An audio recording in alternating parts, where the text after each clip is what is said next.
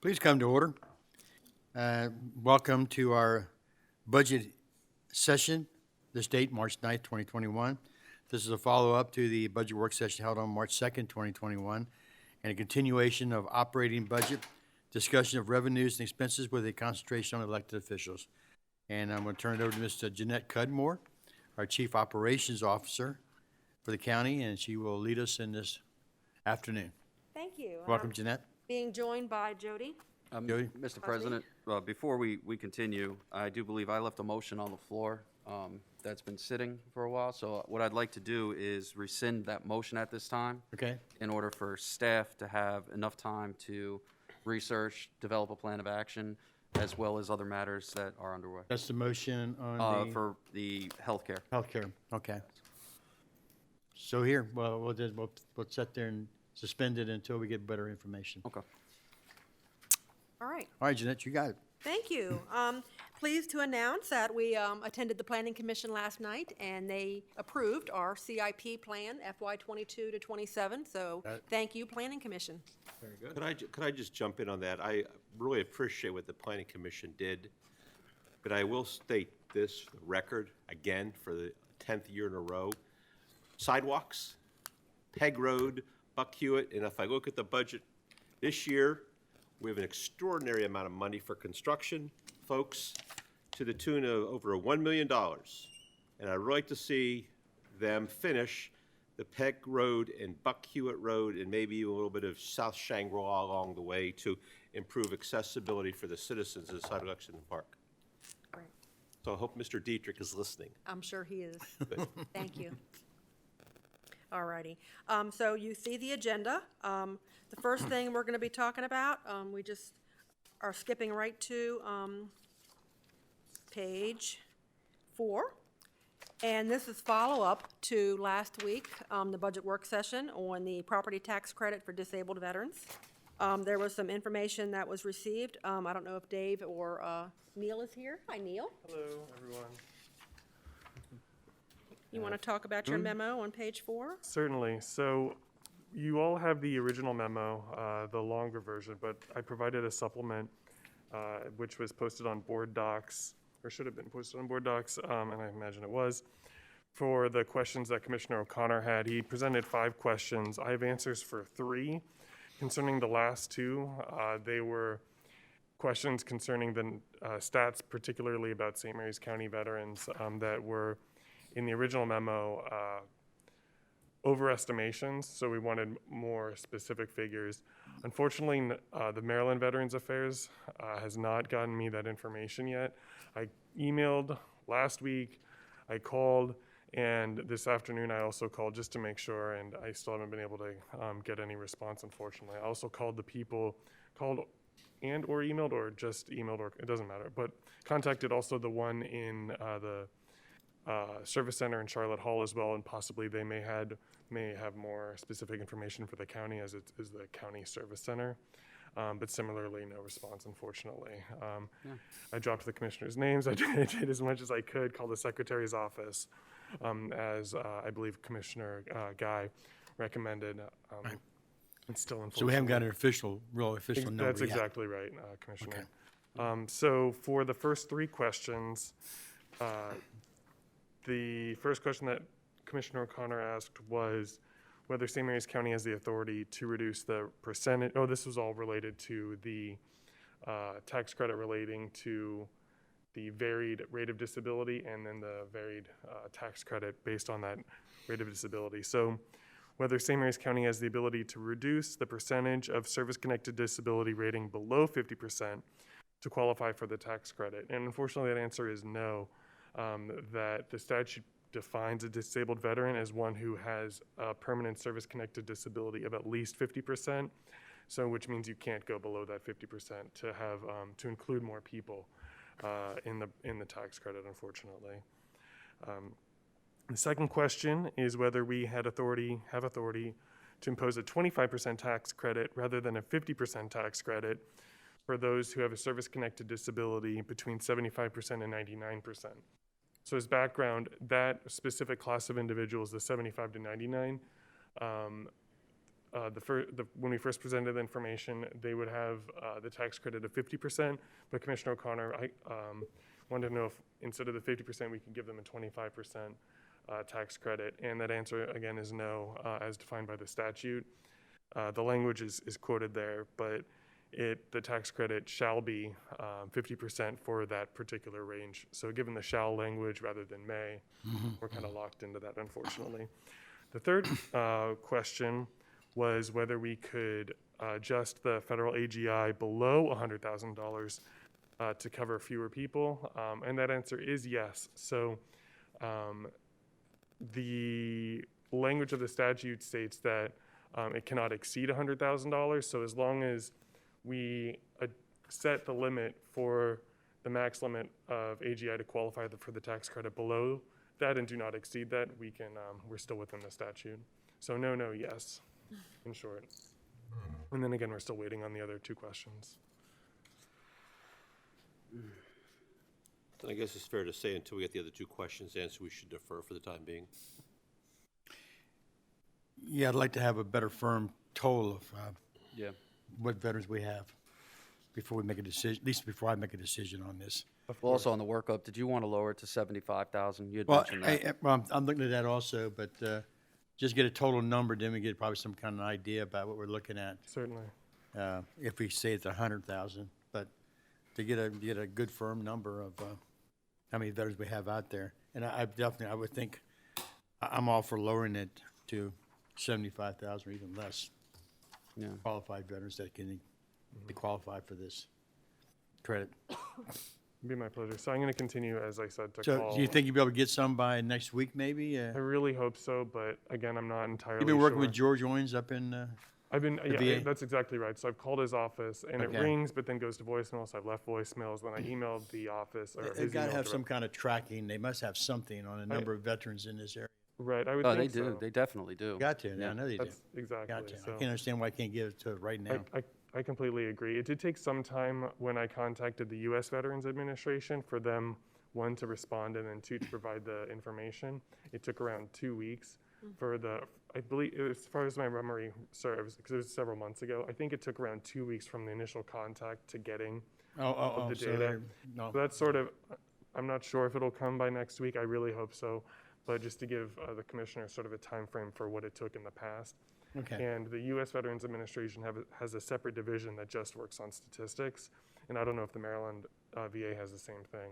But I've contacted the people that. They may use the federal level, but I don't I'm know. not I think sure. Right. veterans, like the hospital and things like that, they would only have those who are registered, That's right. and so you won't get a full count Absolutely. of how many veterans we actually have here. If they're not registered with the VA, Of course. like I am, and he is at the medical here, Right. then they wouldn't be counted. Of So course.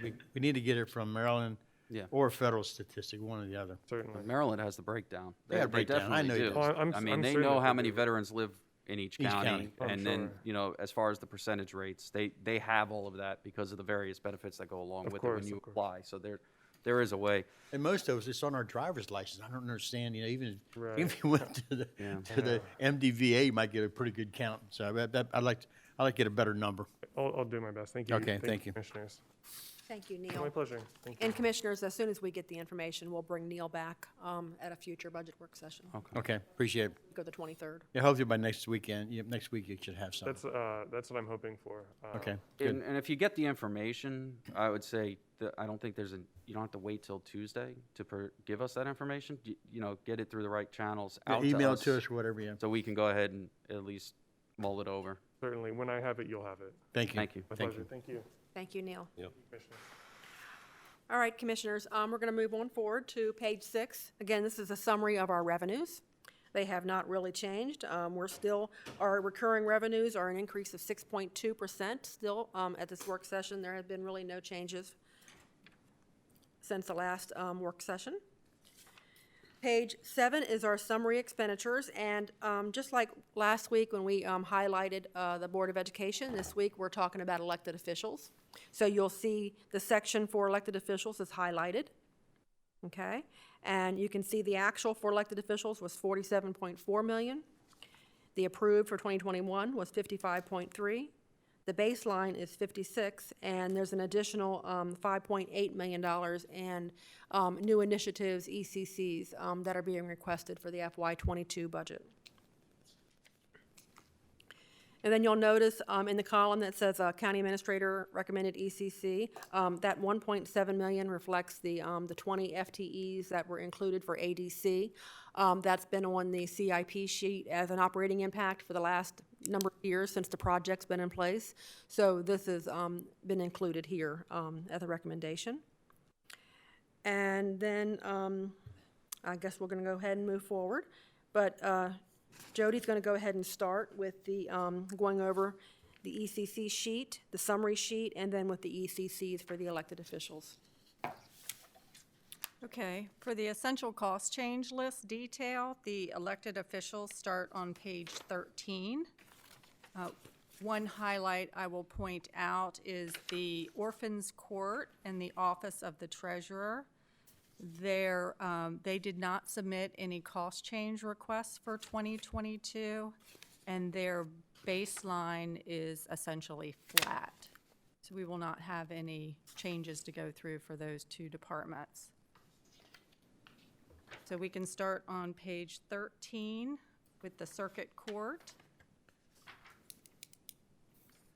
And their first item is furniture and equipment for the new judge, $7,500, and the detail of that is on page 21. And so, Commissioners, the Treasurer's Office is on the line. Do you have any need for Treasurer Kelly to stay on the line if she has no requests for additions in her budget? No. No. Oh, Okay. Have a good day, Ms. Kelly. Thank you, Thank you, Ms. Ms. Kelly, Kelly. for joining us. And is anyone on for the Orphans Court? We'd have the same question for them. Good afternoon, excuse me, Commissioner, excuse me, Dr. Bridget. Good afternoon. We've had someone join the WebEx just recently via telephone. You would need to unmute yourself. You can press *6 on your phone. Could you please unmute so that you can identify yourself for the commissioners? Thank you. It's Jeanette Davis from the State's Attorney's Office. My call had dropped earlier. Great, thank you, Jeanette. So, Dr. Bridget, we have Jeanette Davis and Daniel White on WebEx at this time. Great, thank you. So Commissioners, it does not appear we have anyone from the Orphans Court, so FYI. Okay, good.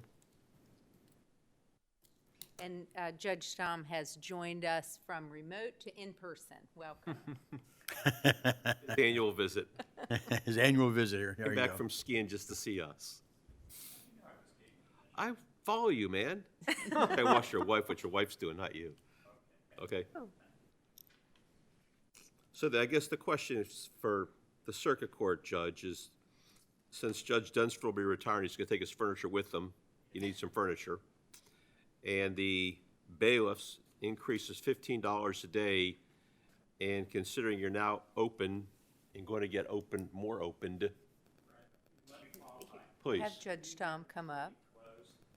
come on up. Sure of how close you wanted me to be. 6 That's feet, baby. 6 feet. I will tell you, because I did go skiing, I had, AOC required me to be quarantined until I got a test. So I was passed with flying colors. You look okay. Thank you. Can I take this? You can take it off if you'd like, sure. We never closed. What we did, though, was we stopped doing certain types of hearings, including jury trials. We opened up jury trials again back in the fall. We did about 6 weeks, and then we ended up having to close down again. One of the increases here, the jury fees I put in there is $15,000. I want to remind everyone that you guys front the money, but each quarter the state reimburses us for actual funds done. So even though it's an increase, it's one that will be reimbursed back to the county's treasury. The bailiffs have been working every single day. So they have additional duties because of COVID, which includes every time an exhibit is passed, they have to sterilize it, put it into an envelope so that it can be passed on to whoever's getting it, then they sterilize it after that also. We've been very fortunate. We're very strict about entrance into and we're still doing remote hearings. But the reason I asked for that increase, because you guys know my budgets, they're usually very flat, is that this is what these guys have been paid for almost 20 years. It's never had an increase. And when I did the numbers and figured out how many hours they were working, right now they're making $7.50 with additional duties. So I thought it was fair and equitable. I'm hoping you also agree. I think that's fair myself. Yeah. I mean, it's more in line with what our neighboring counties are paying. Well, it's incredible. We found counties that were $100 a day plus benefits. And we don't do benefits because to be a bailiff for me is you got to be retired. Yeah. We yeah. say there's only one way to stop being a bailiff, which I probably shouldn't say since is that you have to die. But I'll remind those folks over there what you We'll just tell said. them, we'll just say, we'll tell I'm 'em. watching already. well, Todd, anytime you're ready, you can come on over. Thank you very much. I gotta get up in the morning then. So the Court Smart contract increase, that's general. We don't have a choice on that. But notice what we've also done, thanks to Ms. Scory, is we are slowly eliminating as many copy machines as we can. Now, it's not, and from the standpoint of a budget, it's only $2,000-some, $2,800, but with us going to MDEC, we don't print as much as we once did. We don't need the copy like we did. One of the, I won't say there's anything positive about COVID, but one of the positive things about COVID is we've become much more technical.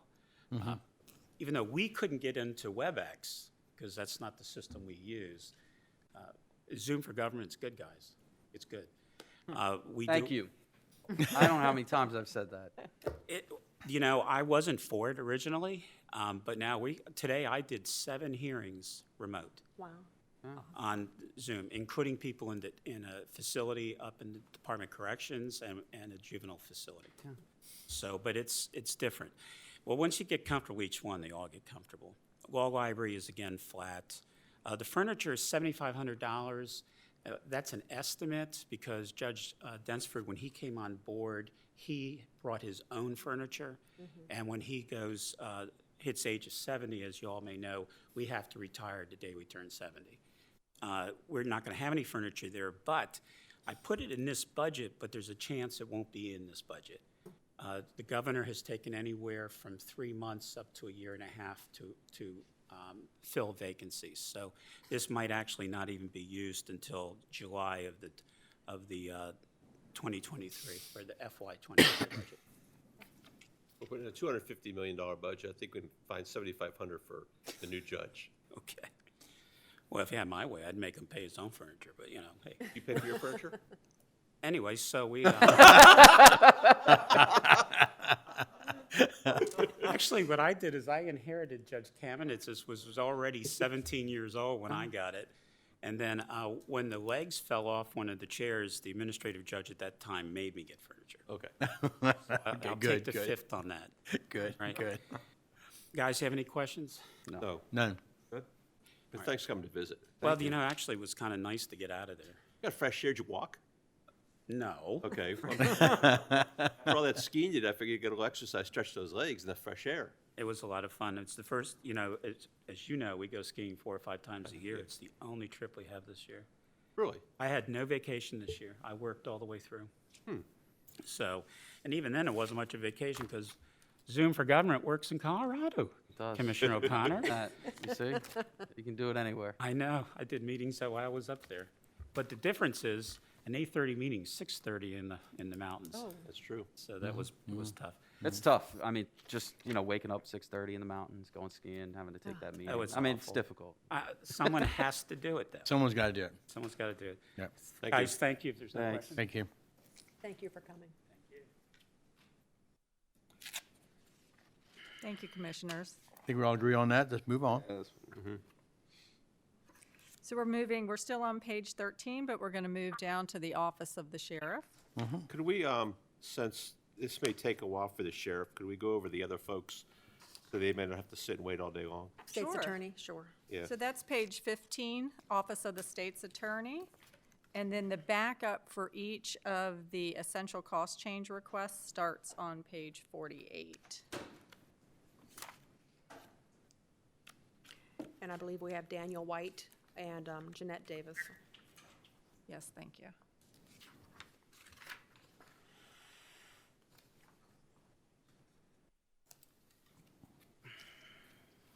The first item on the Good list, afternoon, Commissioners. This is Daniel White. the first item we have on the list is an evidence analyst, and that's a FTE of 1. Wasn't that already, wasn't that a split? That was actually, are you thinking about the chemist? Yeah, That was approved last year, okay, and then we get reimbursed from Calvert County for half the cost. right. Right, this is a different position. This is a new FTE. Yes. I guess maybe I'm a bit confused on this one. It's not normal. All right, Daniel, Mr. White, would you Commissioner, like to? Yeah, this is Daniel White. I'll be glad to speak to that. Good afternoon. Commissioners, I think, and you look at the sheriff's office, see, they probably have a handful of people who handle digital electronic evidence. We have probably 10 allied law enforcement agencies we work with that do the same thing. We just have, over the last few years, have built up an enormous amount of electronic evidence that we collect and analyze and share and, you know, follow court rules with it. And so this position would help us across probably our 2,500 cases, collect and maintain and organize and secure and share that according to court rules.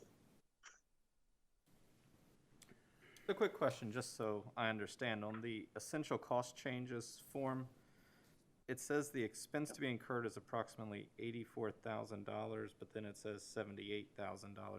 Am I just reading it wrong? Page 48. That's a good question. Yeah, the expense that they've submitted is the detail on the bottom, but the narrative does contradict that. Okay. What other states' attorneys are using evidence analysts? Well, I would tell you that every county's using them. They may have different names. And we try to use a name that kind of fit with our colleagues in law enforcement, so it makes some sense, but I'm not aware of any office that hasn't had that role for quite some time. I mean, we're not only are we collecting and analyzing and sharing this evidence, but we're using it in court like we never have before. So I would tell you we're probably not ahead of anybody in that area at this point. I think I'd defer that for the time being. Yeah, I would too, because I can tell you that if there's body cameras and other digital evidence that goes up to the state's attorney's office in Prince George's, it goes straight to the ASA from the agency, and they deal with it from there. So I don't know what this I just need more information on this. Well, we tried to put in the narrative to make these analyzed, but besides body cameras and motor vehicle recorders, there are jail calls and phone downloads that are 10,000 pages long. And you know, every bad guy seems to carry 5 phones nowadays. You know, there are 20 of these items for every case that we have. We have 500 circuit court cases with dozens of phones in them. But I wish I could have thought of a better name, but we work to sort of fit in the pigeonhole that we have. But that is a person that does, I guarantee you, there are people in Prince George's County that collect that evidence and get it where it needs to be. And it's not necessarily a lawyer every time. Of course, we have to work with them at some point, but. I think I know what you're talking about now. On my desk, there are 50 cell phone downloads on my desk. Is this for your investigators? My own caseload person. Well, these are for all of the cases that we do. Of course, I carry my own caseload. I probably don't have the biggest one anymore, but I did for a long time. But just myself, I have. And Mr. Kelly could speak better to it. They had to get us additional storage for all of the evidence we collect. but it is too big for thumb drives and CDs. And it is an enormous amount, and state police just started getting body cameras and car recorders, and of course, the sheriff's been doing it for a while. That's probably the least of our problems. A lot of this evidence comes from sources that is harder to handle than it might seem like, unless you've been in the job. And of course, Commissioner Connor, you have, but others have seen the sheriff handle very similar items for a long time. I haven't seen any corollary on our side, and we probably should have been doing that. But when Wawa sends us a camera, we've got 10 days to collect that and put that in the right place and figure out what case it goes on and get it to the right people. And then we've got to figure out how to use it in court. And so those are the easy ones. Ones that are kind of new are every bad guy seems to have 50 electronic devices in their house. We have the people in the detention center using calls and iPads and video chats, and all of those are relevant items.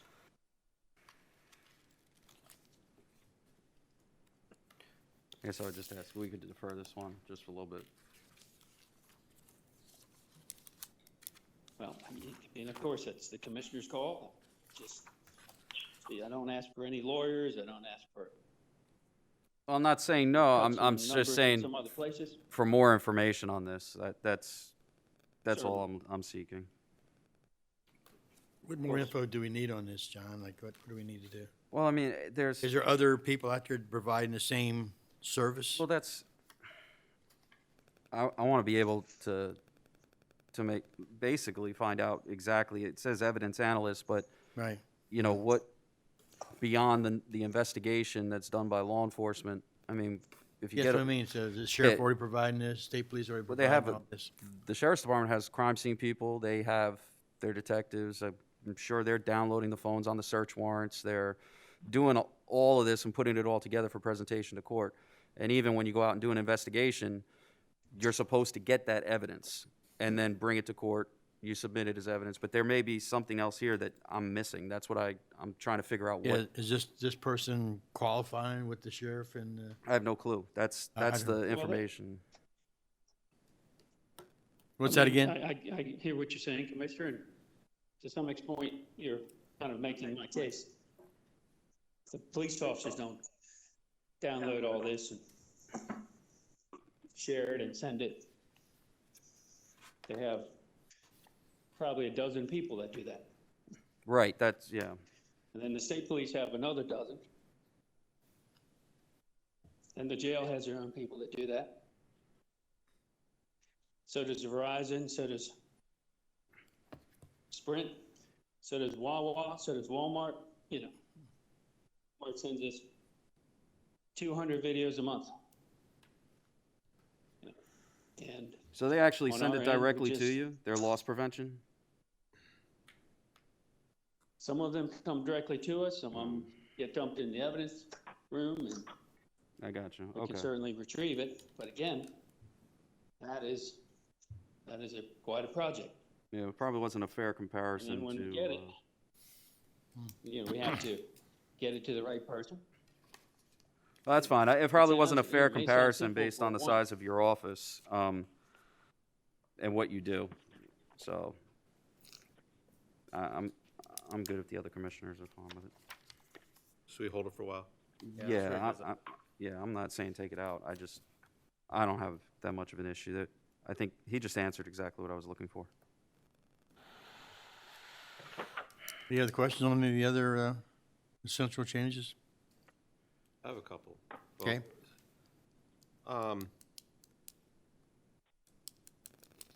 I think that, in looking at the budget, I can support the DeWolf project money, and I can support the legal reference money. I guess I'm gonna ask this question. In the budget here that we don't see, we'll go back a few months to the drama that the commissioners got brought into, Dan, on the trip to Ocean City.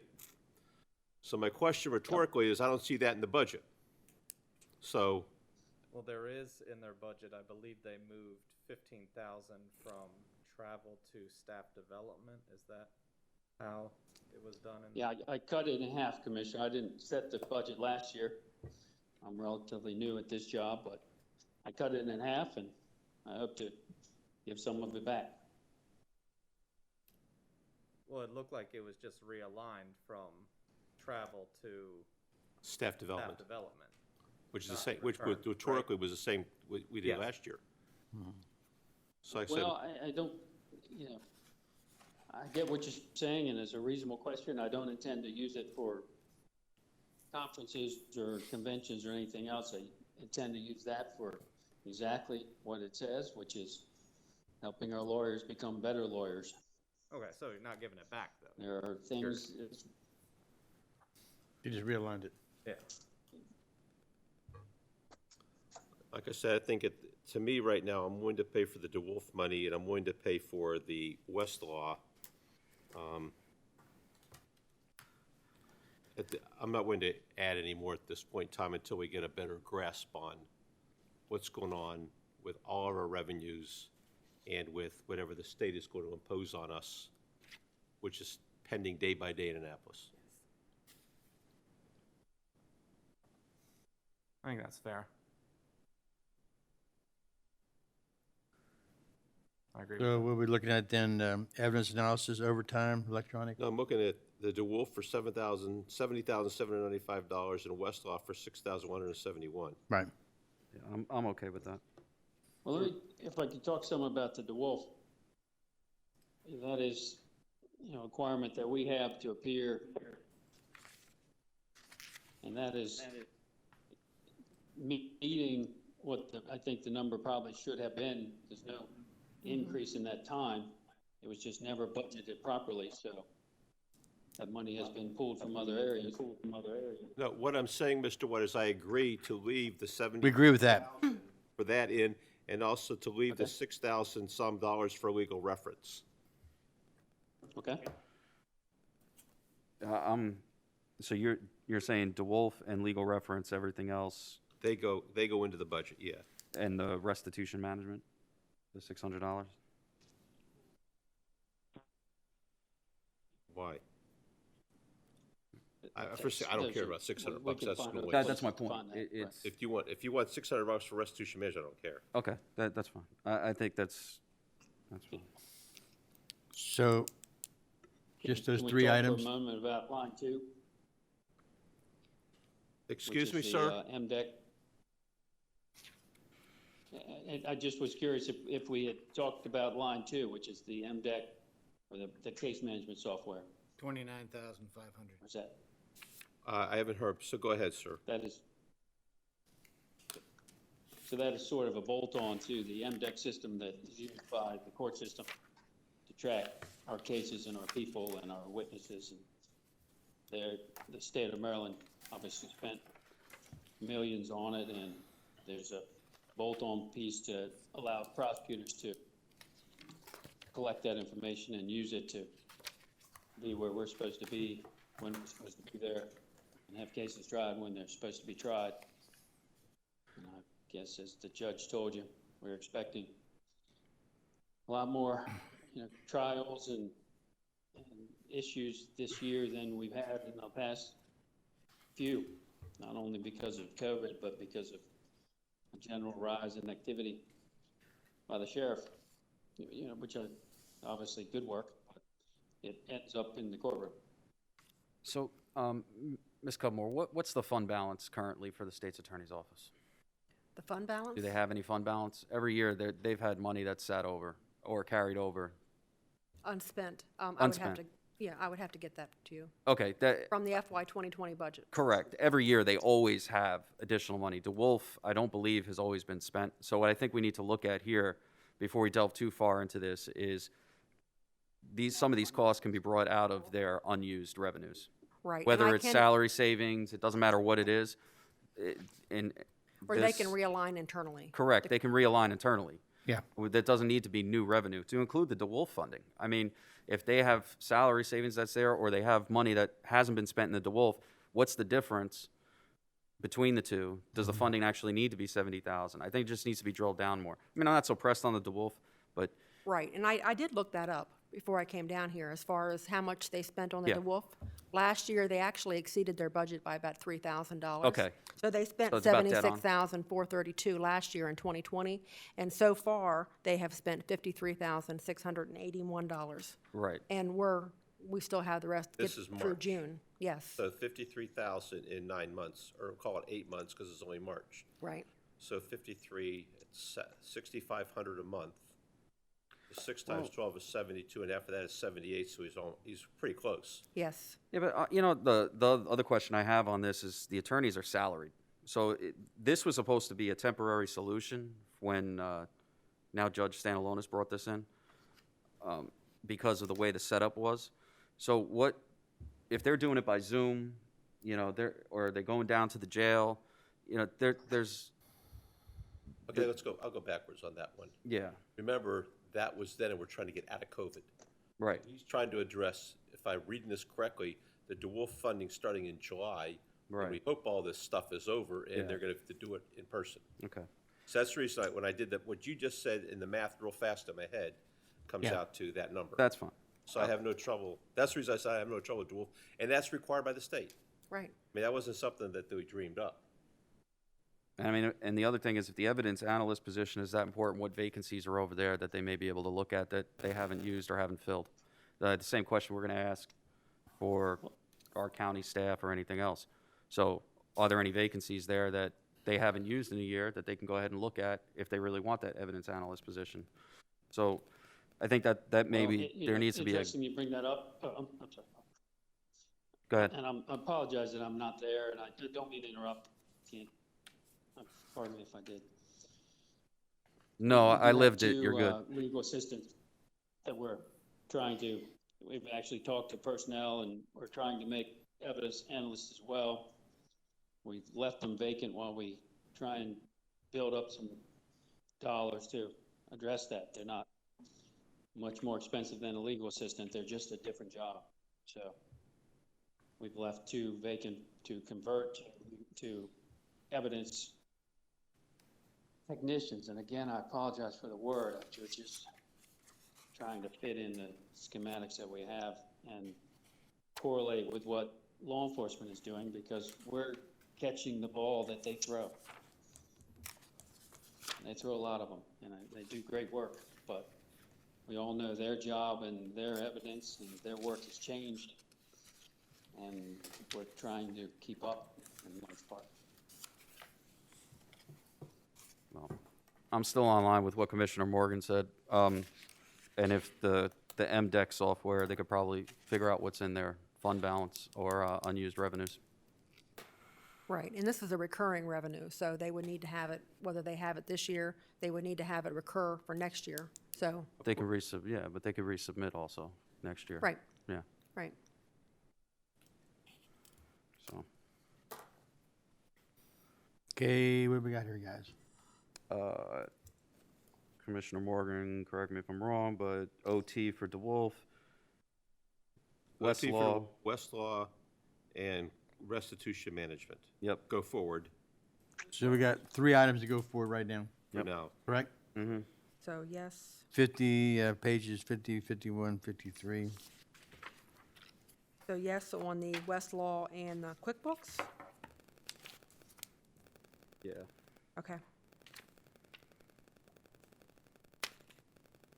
All right,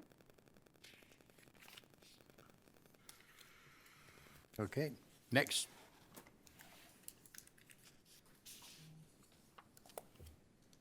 Okay, we can move back to page 13 as the summary of the sheriff. The sheriff goes from pages 13 to 14, and then the details start on page 23. Just a quick question. The Board of Elections, are we going to be discussing that one today? not today, that'll be, Next. on the 23rd. On the 23rd? That's what I wanted to make sure. Okay. Welcome. Welcome, Sheriff. Hey, Commissioners, good afternoon. Afternoon. I'm going to take my very deluxe mask. That's that- nice, nice You? deluxe mask. Put it right here. Commissioners, if I could, I'd like to just make an open summary statement No, like, the majors. oh, I thought I saw his strap going, Oh. it's just his gray hair shining. All right. Hey, Okay, all right. so All right, things all right. go Started already. I was going to say I brought the major with me because I know there's some separation anxiety that the board is experiencing. Yes. Because you haven't seen him for a while. there's a lot of But anxieties, That's taken care a lot of of. anxiety, yes, sir. This will not be as long as a graduation speech. I just want that noted. Commissioners, thank you for working to understand the challenges of law enforcement and corrections and the demands that are placed on our employees during these very trying times, as well as the looming changes, depending on Maryland legislature's police bills that may be enacted, which are likely going to adversely impact our workforce as well as financially impact our budget if you've been reading these bills. So the Sheriff's Office budget submission reflects a salary increase for sworn personnel to provide competitive compensation in line with State Police / Charles County Sheriff's Office. Again, we have done really well to stabilize the workforce and fill significant vacancies over a long period of time. In order to align resources for prioritized results, specifically decreasing crime and the fear of crime and disorder, we've been working towards district-based policing, which will focus personnel in one policing district, not an election district. We have 4 policing districts. So we don't need a bill for that one. Say again? I No. said we don't need a House bill. No, we do not need a House bill for that. It will give us supervision, command, and direct responsibility for that district and to the communities within. This is and has been part of our crime-fighting strategy that coincides with the addition of district stations that this board has provided in Charlotte Hall, California, Lexington Park, and Leonardtown. Personnel requests for the district-based policing are 2 lieutenants, 2 sergeants, and 4 deputies. They provide operational management, supervision, and command support for the foundational concept of community policing countywide. Additionally, this request also includes 2 deputies to establish a North End Cops Unit, very similar to Lexington Park, a deputy to expand the Traffic Safety Unit, an additional sergeant for the Traffic Safety Unit for supervision, and a lieutenant rank only for the Office of Professional Responsibilities. What's that? Internal Affairs, but we don't call it that anymore. It actually goes beyond just internal affairs investigation. It goes to inspections and audits, and they do a number of things. We've requested a community health nurse, which you know we have a temporary part-time on staff now, which has been essential for us during this pandemic.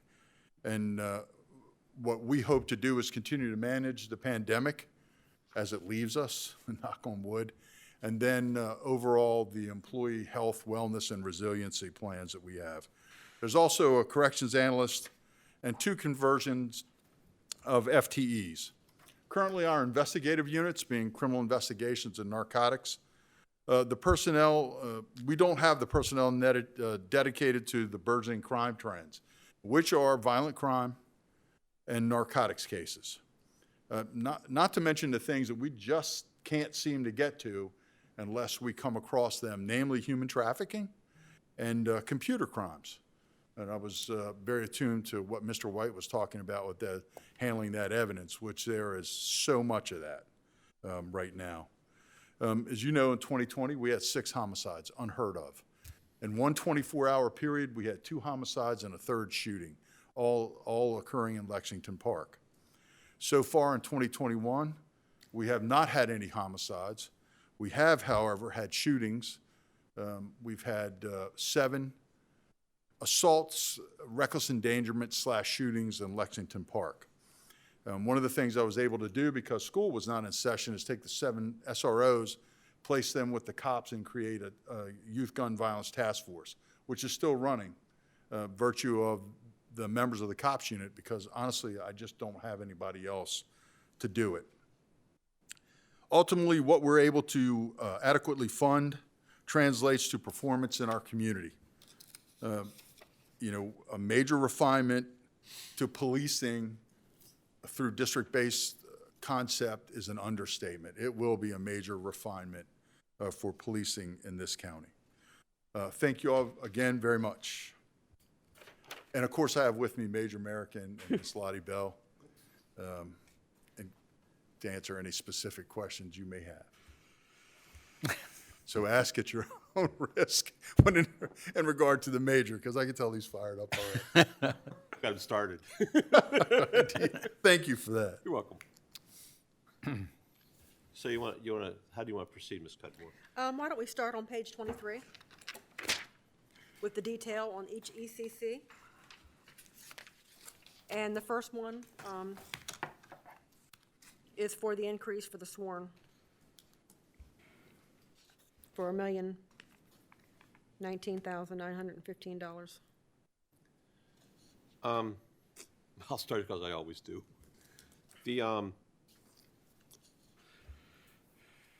Charles and MSP have an unusual relationship, and that is whatever MSP does, Charles follows, and we get that. However, we don't have the luxury of the governor's budget to enact, what was it, we threw he threw $1 billion, we doubled down $500 million, we threw another $500 million at it yesterday. You know, it's easy when you're playing with the MMT theory. The concern I have is we don't have the ability to just match what the governor does and then Charles County does, and nor does Calvert. And I understand how the whole Right. reciprocal thing works. And quite frankly, I think that we've gone with not knowing what's going to happen in Annapolis. And I think as Commissioner O'Connor points out, with the whole law enforcement bills and going, it's sort of an unknown. And I mean, I watched last week how hard Senator Bailey and Senator Jackson fought only to be, pushed under the rug. It goes to the House now. Who knows what's going to happen up there? But, to try to keep pace with what Charles and MSP does, I don't see that now in today's budget. I say today, because things can change in a week or two when we get more clarification. So I can't see going to that 5. But I know staff needs some guidance along the way too. And what I'm going to say is that what I've tried to be consistent with to start is to give everybody something, but it has to be equal. So I'm going to propose going forward today, just so you guys can start waiting, instead of us deferring all the time, I'd like to consider that everybody gets a step to start. That will include the Board of Ed. Not the COLAs, but the steps. Step represents 2.5%. So at least that, we have to start working on the numbers. We just can't sit there and say, well, we'll wait till next week. Yeah, we have to see what we're left with, right, is what you're getting at. I want to start with something, yeah. So I think start with 2.5% as a step, and then we'll start to see how this thing changes along the way with the math. I mean, remember, the Board of Ed came in last week and took everything but $35,000. No, they did. Yeah. And then the sheriff, he has a bunch of money too that takes everything plus more. So but we don't, the money is, I don't know where the money is. I think Ms. Cudmore has a great representation of our revenue, but I just don't know what Annapolis is doing to us at the end of the day. Well, the one thing we know for sure is that we are in a position in which the planned 20 correctional officers need to be added to the budget for the CIP. Agree. We know that. So that's there, that's done, that's a done deal, so that's at least 1.7 of the 5. So we're there with that. I think it was actually highlighted in yellow. It was. No, I'm just trying to go through it page by page. Yeah, I know, Correct. that's fine, I was just, The deputies or the corrections officers, that was an agreement a year ago. right. Yeah, I didn't even include that in this because that was in CIP and. Exactly, it's already in plan. We know that's in place, yeah. What's 2.5% equal? How much? I think on our side, which would be the county and the sheriff, about $600,000. Right, and we calculated that for you in December. It's always $500,000 or $600,000. Right. Yeah. But I don't know what it calculates to on the Board of Ed side, because that number is, it's always sort of squishy. 1.5, 1. Well, no, they get 2.5% too as a COLA. I mean, as a COLA, as a step. Step. Yeah. Talking about It step. was 6.9 they came in with. It was 4 one time, it was 5.3 the next, and so I think it's a squishy number when I look at their numbers. I can support 2.5. I can support a step. So a merit But increase. we did, what, 23% last year? And I think we should focus on the teachers, because we focused on the sheriff last year. We've also focused on the county employees. Teachers are out there to be looked at. But we focused on the teachers before that. For how many years? 6 years. Yeah, before we focused on the sheriff and the county, we did focus on the Board of Ed and the teachers. What about Calvert? What are they ranging? Are they ranging below us now, or are they equal with us? Is what? I know that they're working to do the same thing. What complicates this is there was 5% January 1, there's going to be 4% July 1. Well, that was the governor. Yeah, the MSP. I agree. That's the hard part. But it's, you know, I still compete in the get same region and range. So anyway. I mean, I know we always use the other counties. And we always say, well, what does this county do? What's this county do? And I think sometimes it's good for a reference point. But we're not Charles. We're not Calvert. We're certainly not Prince George's County. We're St. Mary's County. So, you know, I don't want to do necessarily what the other counties are doing. I would much rather be our own trendsetter in how we're handling things. I guess that's the way I want to look at it. So you can have a frame of reference, but I'm not going to base my decisions on what they're doing necessarily. I think it needs to be more so what's best for what we're doing here in St. Mary's. Yeah, because we clearly don't police the same. No. We have different relationships with our community, different relationships with local and state government. And if you've been through Charlotte Hall lately, you've seen a billboard with a recruiting poster from Howard County Police, started astronomical, starting salary, and also offer lateral bonuses that are astronomical. And Howard County is not a bad place to live. Actually, it's a very safe and pleasant place to live. It is not St. Mary's by any means, but If you get a call about somebody drawing a mustache on it, it's not me. or is it me? Well, Sheriff, I think you make a good point, but it's all about where people want to live. You know, I mean, I understand people don't mind driving. I hear these stories of people drive to like a county line in their personal car, and then they get into a county car and do that type of thing. But still a lot of time on the road, and there's some quality of life to working in the county that you live. Yeah, that wisdom usually extends to people that are more tenured. And we have a lot of very young officers who look solely at the money and their opportunity within the agency. And we had a excellent young man come to us from right outside of Philadelphia, and an incredible young man, and he had applied to another agency outside of Philadelphia, came here, we offered him the job, went through comparative compliance, was in training, and an incident occurred, which I think was just the way it happened. But a long story short, Radnor Township offered him a job, and they started him at $90,000. That's what they start at.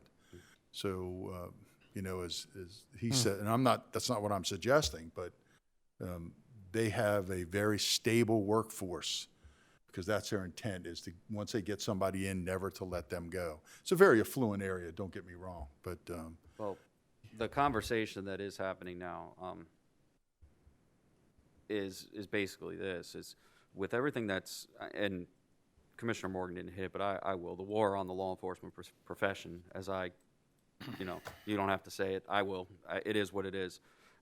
The Montgomery County incident in itself, with losing 54 out of 60 applicants, and they're very well paid to start, and their benefits are very well paid for the area, and their benefits and their top end is massive. There's a dynamic shift that's happening now, and a lot of the chiefs associations are having the conversation about where they're going to be sitting with their starting pay. Some of them are talking about $65,000, $70,000 a year, because who's going to want to come in and work this job for peanuts? right, and not to mention, when you read these bills, the verbiage in there that you must adjust your budget to meet the training requirement. Correct. So they all have additional training requirements. Then when you get into qualified immunity, who is going to make the assurance when it comes to covering officers for frivolous litigation? And that's a reality. So who is going to pay for that? If the officers are going to are forced to pay for it, they're going to look for agencies that offer that as part of the package, so to speak. I have no idea what that costs. I mean, these are, Commissioner, you term it war. I've termed it from the very beginning, the systematic dismantling of policing in Maryland. I'm all about reform, absolutely. But this is not reform, and to the detriment of the public.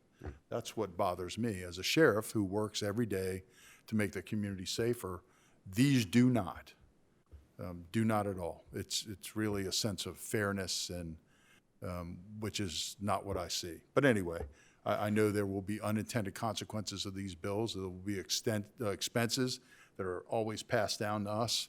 Those are the things I just don't know now, but I know that you read these bills, and Mako, I know, goes over them. There's a lot of unfunded mandates in those bills, namely aimed at us in a training venue. Mostly of things we've been doing for years, quite honestly. But Can we circle back to the damn, I was watching a press conference and now here I am saying circle back. Can we come back to this after we look at some of the numbers? Only thing that's, on 23, I want to start with is a baseline. Yeah. The I base, think the 600,000, you're asking for $1 million, this is 60% of the way to it. I mean, this is a good compromise. This is a good. Well, no, Commissioner Morgan said the 2.5%, will give it to the county employees and that to well, that start includes the reducing sheriff's it. deputies. Yeah, it includes in sheriff. So I think you're pretty close, but remember that the 600,000 includes our county employees, and that is not 60% of this 1 million. Right. Because it's only the sheriff's But, I deputies. mean, it wouldn't be his part, wouldn't be, Well, 2.5% of whatever it is. He will get well, he's whatever. asking for 5, we're giving him 2.5, that's not the same analogy you're saying. It's 2.5% is the step for everybody. Right. Then there's a ratio between the number of deputies and corrections officers to county employees, even though they're all in the same bucket. Yeah, but this is, if I understand this right, this 5% would be in addition to the step and what would be and COLA, correct? yes, Okay, You yeah, want this over top. that's, because I think that's what $1.6 million then. That's what the state, they're getting their step, their COLA, and then the 5. And the 4 in July. yes. Yeah, they'll get the 4. Proposed. No, I get Well, that, it's but approved. I I shouldn't say I'm proposed, just- but it's been approved. I'm trying to ease into this, not knowing. Right. I know what Jeanette and Deb have given us. I'm just trying to figure out when you get to the bottom line, what you got left, or usually next week it's here's the red and what you got to start working from the red. So at least I'm going to try to keep in the black for a while. Thank you. Yeah, we're bringing back compensation next week, but we have actually kind of calculated a little bit upfront. And it's about $2.5 million, and that is to provide, right now in that calculation is roughly the 3.71%, which is the third-year phase-in for the merit employees. That includes a 1% COLA, a merit increase. It includes the increase for health insurance. So that has now actually been calculated. And then we also did a calculation before we actually came down here, and each 1% for sworn employees is roughly $300,000. So in that case, the 2.5% would be $750,000. Right. Okay. First step. 750,000. That's not a step. Well, That's a okay, 2.5 we could- step. But we already have the step included in the 2.5 million. Okay. Okay. But we don't have the breakdown, and we would have to look at the Board of Ed's information to break that down. I'm sure they're listening. Oh, yeah. So would you start calculating the number, please? Tammy? All right. What now? Let's just go page by page. Yeah. Okay. So you're saying one step is where you want to start here? Correct. All right, I can go with that. 2.5%. I can go with that. Okay. For all county employees? Yes. Okay. And of course, whatever the step is for the BOE, right? Yeah, BOE, yeah. Everybody's treated the same. 2.5, 1 step across the board. Please.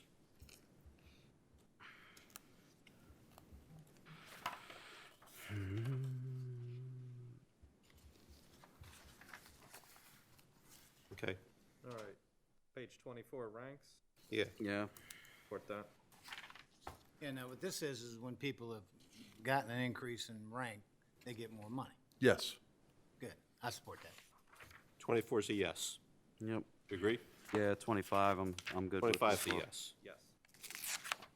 24, 25 is good? All right.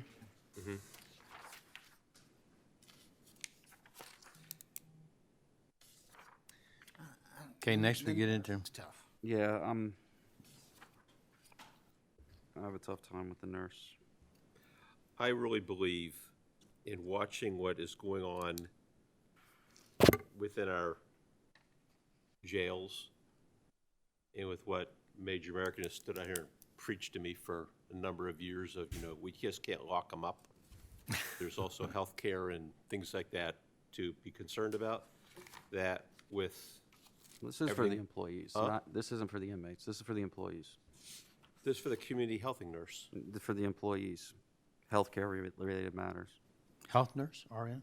Yeah, It works also, don't they also work within the jail system? Just you? For example, the nurse made arrangements for vaccinations for all the inmates, all the COs, but also all the inmates. But what about the health department? Wouldn't they be involved in that through the governor's directive to do congregate care, where they're doing nursing homes and things like that? Yes, yeah, but you have to have somebody that coordinates that to see that the correctional officers are there and available for the vaccinations.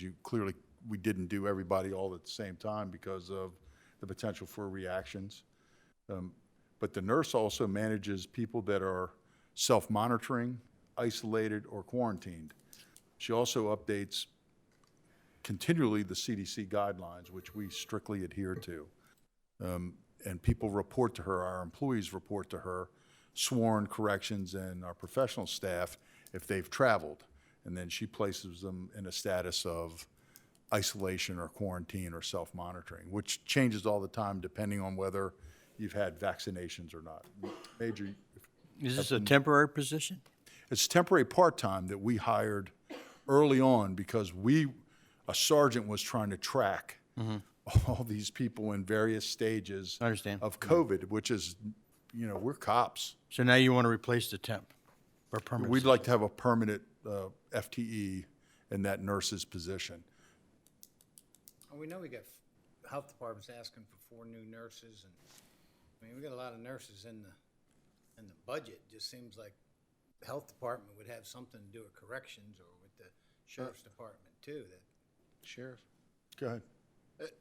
Just so you understand, Commissioner, this isn't just about the jail and the inmates. This is a community health nurse that started with us for our employees. Right. With 300 employees, and when COVID hit, I can tell you right off the bat, I didn't think we really needed this when I first was approached by it.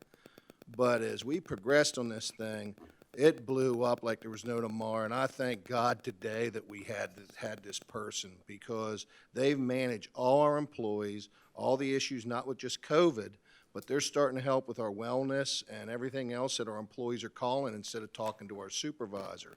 Yes, she does work with the jail correctional staff, but then she helped chip in and help the health department and everybody else to get the inmates serviced as well at the time because of the congregate care situation and everything else we had there. I will tell you, and I'm sure when you talk to Catherine Pratson from HR for the county employees, these 2 positions that we've had out of COVID have been absolutely a godsend to us.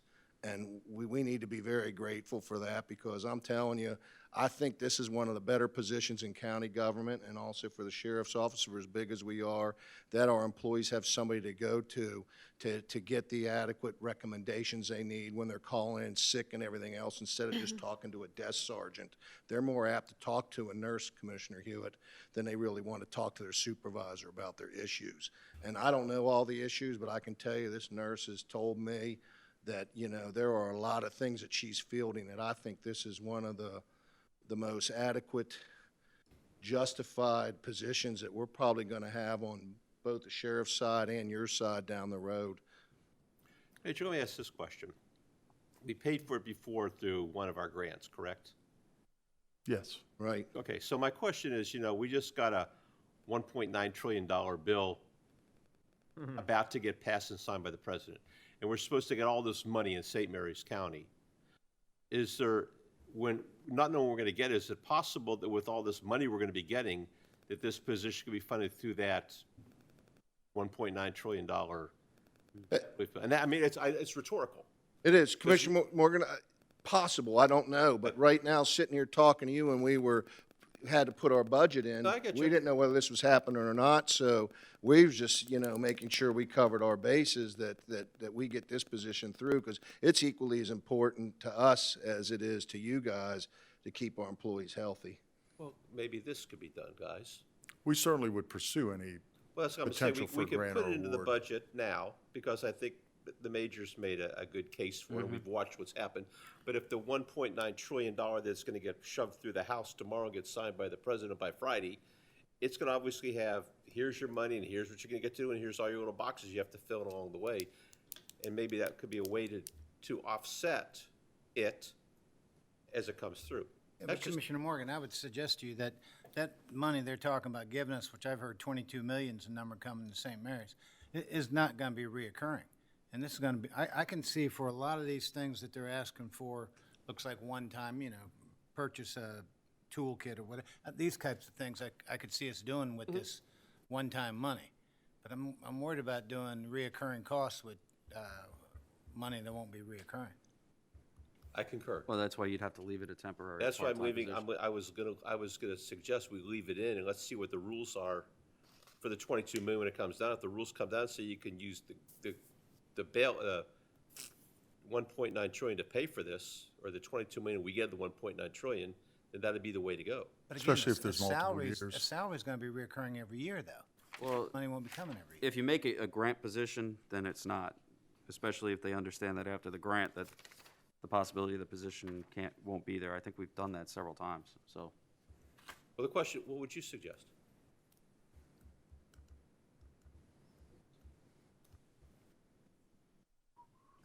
I'm soft on it because I believe that we have a lot going on at the health department. And if, Lord knows, they've done an excellent job and they need as much support as we can give. If they get 4 more nurses, or if they get some increase in nursing, it just seems like there could be some co-locating or co-using of that. Now, but Major American, I'm sorry, I get those ranks confused. You got it right. All right, good, thank God. My point is that you make the point about the people calling in, they're willing to talk to, I get that. I would probably agree with that. But I'm thinking post-COVID versus all the stress we've been under for the past year. So maybe the idea is to make it a grant position for a year and let's evaluate it, and it comes back with, this has been, it would be incumbent upon the sheriff's department to say, this is what this position's done. And we need Mr. it. Hewitt, I'm all about taking care of our employees, and to talk to you about the health department doing it for us, or the Synergy, or using them, co-hosting. The health department doesn't work for us or the sheriff, and likewise, we don't for them. And I can tell you from cops and correctional officers, from being here for 38 years, those people seeing our employee walk in the halls, working in our offices, coming by and see them, the communications network is a lot easier for us, and I'm sure it is with the department heads and county government, that they're more apt to talk to that person that they see every day than calling over to the health department talking to somebody on the phone. No, I get it, I get it. That's where I guess I'm I at get with. it. Major American, I get it. Yeah. And I can see that you could use it, okay? Because we've had an extraordinary year. But my thought would be grant position, paying it out of stimulus money, and then banking, and just seeing how it goes. And if it ends up being what you think it's going to be, then maybe next year you get it full-time. Team player, I don't care how you pay for it, I just like to have it as a manager, to be honest with you. I understand. Yeah, and hearing your explanation of it, I think I had several experiences where we didn't have a community nurse. So it was chaos and anarchy. That's the best way to describe it. So I think after hearing the major speak about it, it does make a difference. Leave it on the table. If we get the grant money, it could be paid for like that. No big deal, and then come back and adjust it from there.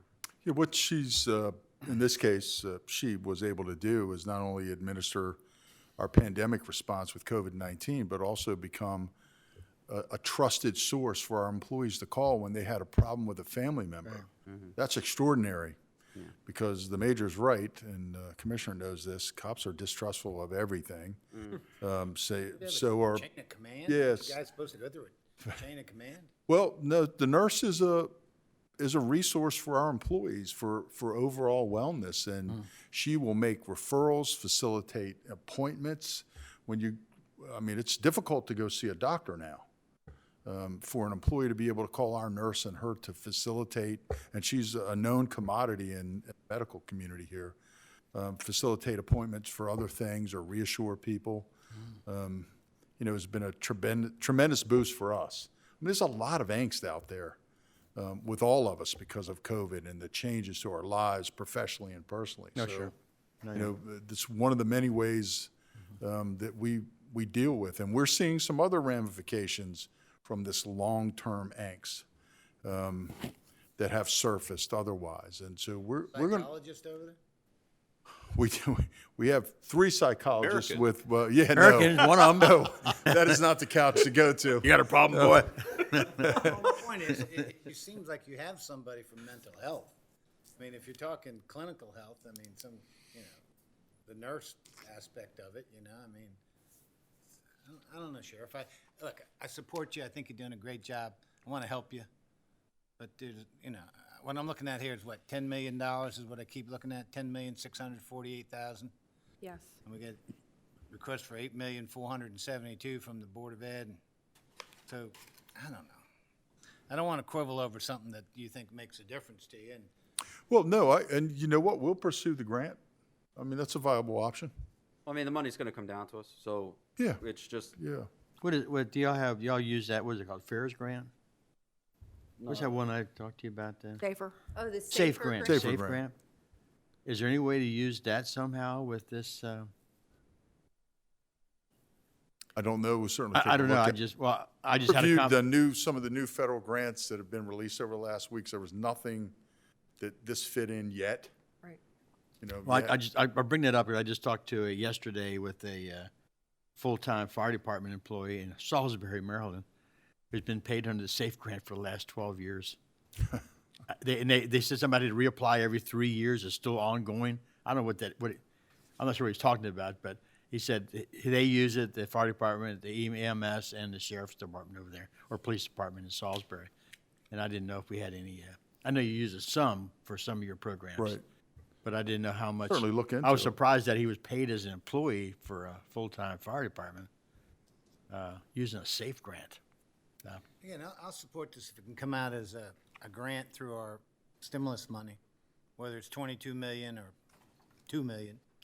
But you got to get, portion of that money, I use the term, I think you're entitled to it.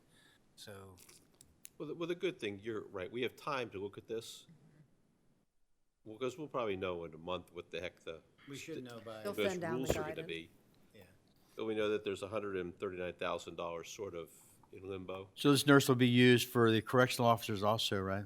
For all our employees. All your employees? All This of will be our for your employees, Okay. yes. I think mainly what I'm looking for is, and I understand the COVID role, it's what's the data post-COVID to back the position still maintaining, because you have a workload that's associated with Right. COVID. Right. But what does that look like moving forward? I think that creating the FTE puts us into a locked position that we have a hard time with. The grant, I think this will probably be used, not just, it'll be used past COVID. no, I'm pretty sure it will too. Thing. I, Yeah. Yeah, we're looking down the road at employee wellness and resiliency. Yeah. And I still believe we're going to have long-term effects Wellness coordinator from type of thing, COVID, not just physical, but I understand, yeah. So what do y'all want to do? You want to, I want to revisit it when we figure out the stimulus is. well, I think a lot of these one-time purchases can be done that way. I would say that if the grant money isn't available, I support the FTE. Can't allocate it. Yeah, let's wait and see. I can agree with you. If the grant's available, if not, I think, health and wellness of everybody is something we've been trying to focus on. I agree. I agree. There you go. Next. Is that page 27? Page 27.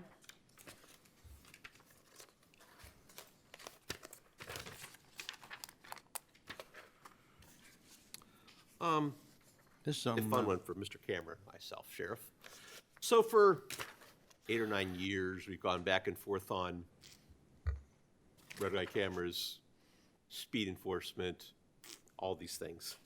And then there's been a memo sitting over your desk for, or maybe Mr. American's desk for any number of, I'll probably say a couple of years right now for something to move forward, and it doesn't seem to go anywhere. So we're gonna talk about, I keep asking for, more people, more red lights, traffic system, et cetera. And I know I haven't gotten anywhere in 10 years, so, this is your Well, number 11. we did look into the feasibility of red light cameras, and memory serves, which is not a perfect thing, especially in the last year. MVA just said, that basically, you don't meet the criteria. I think that was a, Right angle collisions. well, that was we have it's certain well, we felt we had a significant number. I don't know what the state feels is significant or not. Did they do the traffic studies? Did the firm come in and do the traffic studies? Yes, yeah, they did. And so they cut back, as you know, they cut back the our recommended intersections based on our data. And so I think it came down to the final 3, which was 4 and 235, and I'm going from memory, Mike, jump in.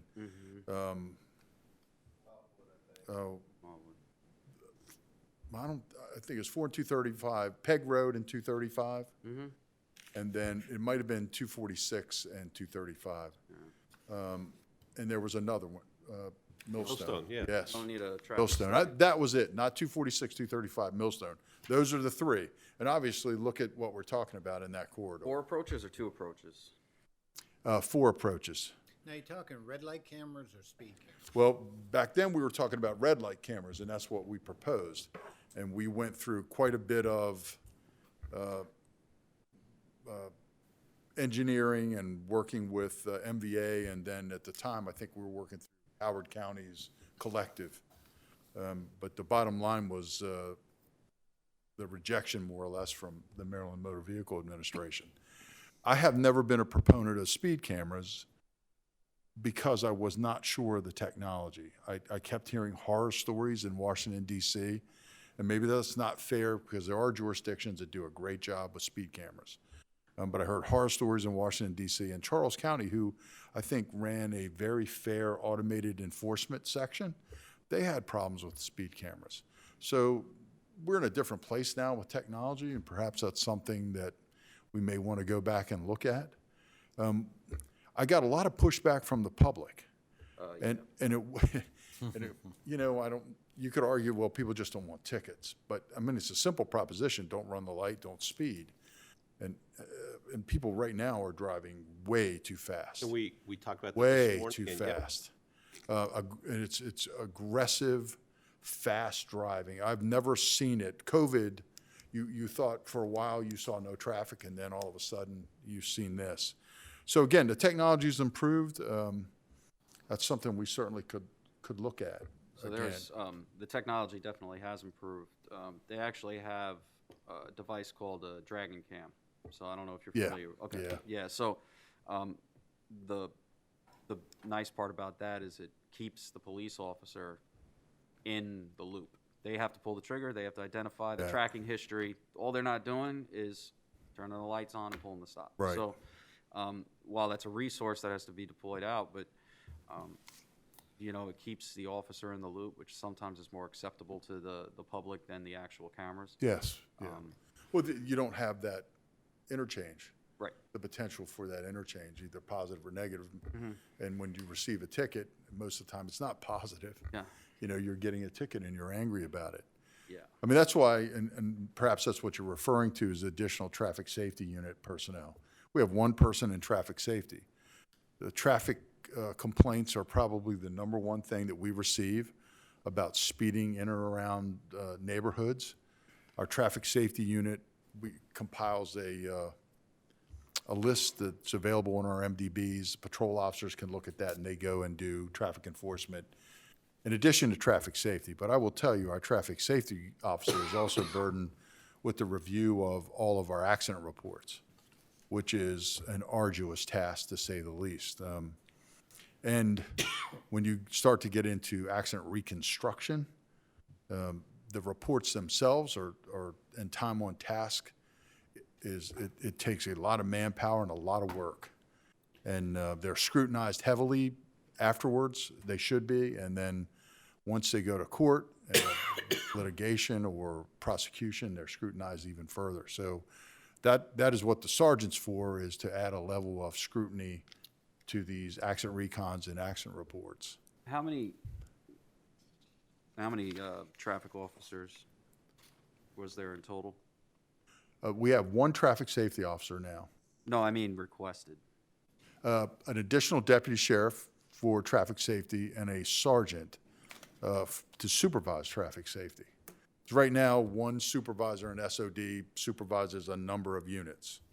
So the span of control is way outside of what the recommended guidelines are for supervision of personnel.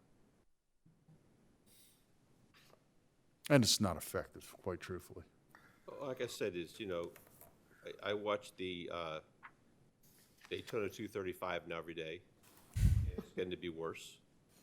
I get numerous complaints, whether it be anybody who drives through Wildwood. I feel bad for anybody who wanted to walk through Wildwood anymore, because that just is a friggin' nightmare.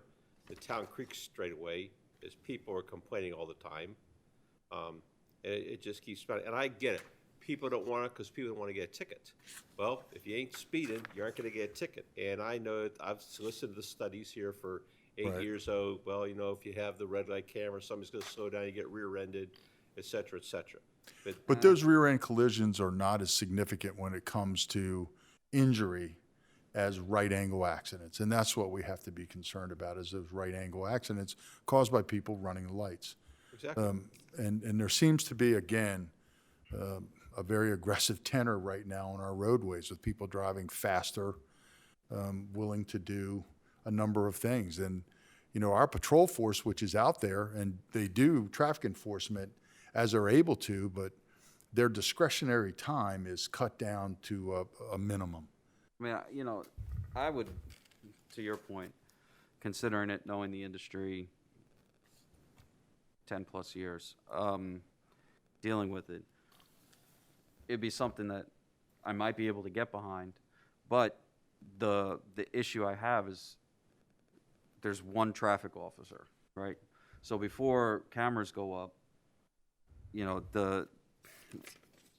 at least for this side, a traffic team that's all they do is traffic, because to tell the public that, well, there's only one traffic officer or 3 traffic officers, and then so we're just going to put up cameras instead, that it just doesn't sell. It's not there. So and collisions in the county are horrible when it comes to fatals and everything. I mean, they are. We're seeing that. So that's, I mean, I hate to be doing all the talking, so I turn to the right side of the table. Well, and it's easy when we talk about speeding, we always seem to focus on the 235 corridor, but we've got it's an issue on my side of the county too, as you're well aware. And I get numerous emails every couple months about it. I get calls all the time about, why don't your officers patrol the neighborhood? Well, I know for a fact they're in there, probably when people are sleeping. I do note that when I'm out and about, and in the past, I would drive through communities and the televisions were on, and I wondered when people slept, quite honestly.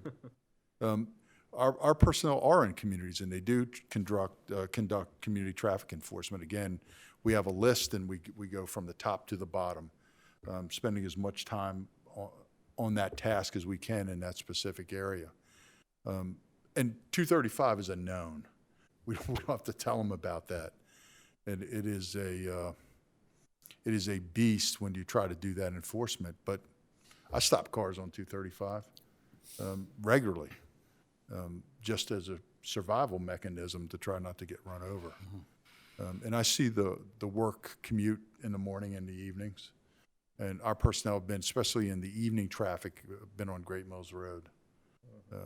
And with people starting to go back to work again, and the COVID, with the shots being given, and more people every day are going back to work on that base. Whether it be PAX, Webster Field's still a little bit slowed down, but, the traffic is picking up every day on 230, not to mention Saturday and Sundays, geez Louise out there. Yeah, so, to undertake red light cameras or speed cameras again, I don't know who I would give that to. I have leapt so much when it comes to initiatives, and we're working a number of initiatives. Our co-responder that was brought up, that's an initiative. We have Yale University Center for Policing Equity. We're doing a CompStat for Justice program with them. I just assigned that to Captain Hall. He's really happy. Captain Yingling has crisis intervention in this co-responder team. CID and narcotics. Our narcotics unit went from typical narcotics investigations now to doing basically homicide investigations on fatal overdoses. We had 30 fatal overdoses last year. We're at 2 with 5 pending autopsy reviews. Non-fatals, 225 last year and 38 so far this year. So, they're responding out on these fatal overdoses. And again, I mean, it's a homicide investigation because our state's attorneys has been emphatic about pursuing depraved heart, homicide or murder on these overdose cases where appropriate. So that requires specific, inclusive evidence on every one of those cases. Have So you that won is, one yet? yes, Have one yes, depraved heart murder? yes. I'm not, and to be clear, I'm not asking either of you to sit here and justify all these positions. That's not, when I'm asking these questions, I'm trying to get a better Right, sure, no. understanding. So I don't want you to feel after we're done that I'm asking you to justify. I need to know more. That's Okay, it. yeah, sure. It's not, like, for the traffic guys, are they admin or are they gonna be operational? Well, the desire for traffic safety people is to be out on the street. Ideally, what I'd love to have them is motor certified so they could do traffic management. They would be ideal on 235. But again, we saddle that traffic safety officer with the reviews of accident reports and some recons. He also manages all the state highway funds that come to us, the overtime. Now, he works all that, but he manages our DWI checkpoints and so on. So that's what I would like to relieve him and have the bulk of those, him and the additional person on the street all the time working traffic enforcement. So these two positions for traffic safety, I see it this way. If you monitor the news, you monitor Facebook, you monitor any of the comments, what you always see is, when are people gonna slow down? What is government doing to stop this, right? Just had that fatal off St. Andrew's Church, probably distracted driving and, horrible. But it is serious motor vehicle accidents and speeding in this county are an issue. I mean, it just Yes. is. So for me, I find these two positions timely. I find them much needed based on the seriousness of these accidents that are going on. I mean, you can see the pictures all the time, whatever news outlet you're on. So if they're gonna be out on the road, if that's your intention, to put them out on the road, have them doing traffic enforcement, distracted driving, whatever that is, then. Yeah, that sergeant relieves them of that responsibility. Yeah, I can get behind those two because there is a problem and it needs to be addressed and you're addressing that problem. So that, to me, that's a no-brainer. Yeah, the other side of that traffic safety is the old adage is traffic safety is public safety. We know that visible enforcement in an area deters crime because criminals see that vehicle stop, that's active enforcement, and that deters crime. In fact, DDAX is a program that is centered around visible deterrent enforcement. And so we do traffic enforcement in areas where there's high crime rates. That's why you'll see that sometimes. So we'll do DDAX events in some of the highest crime rate areas in the county.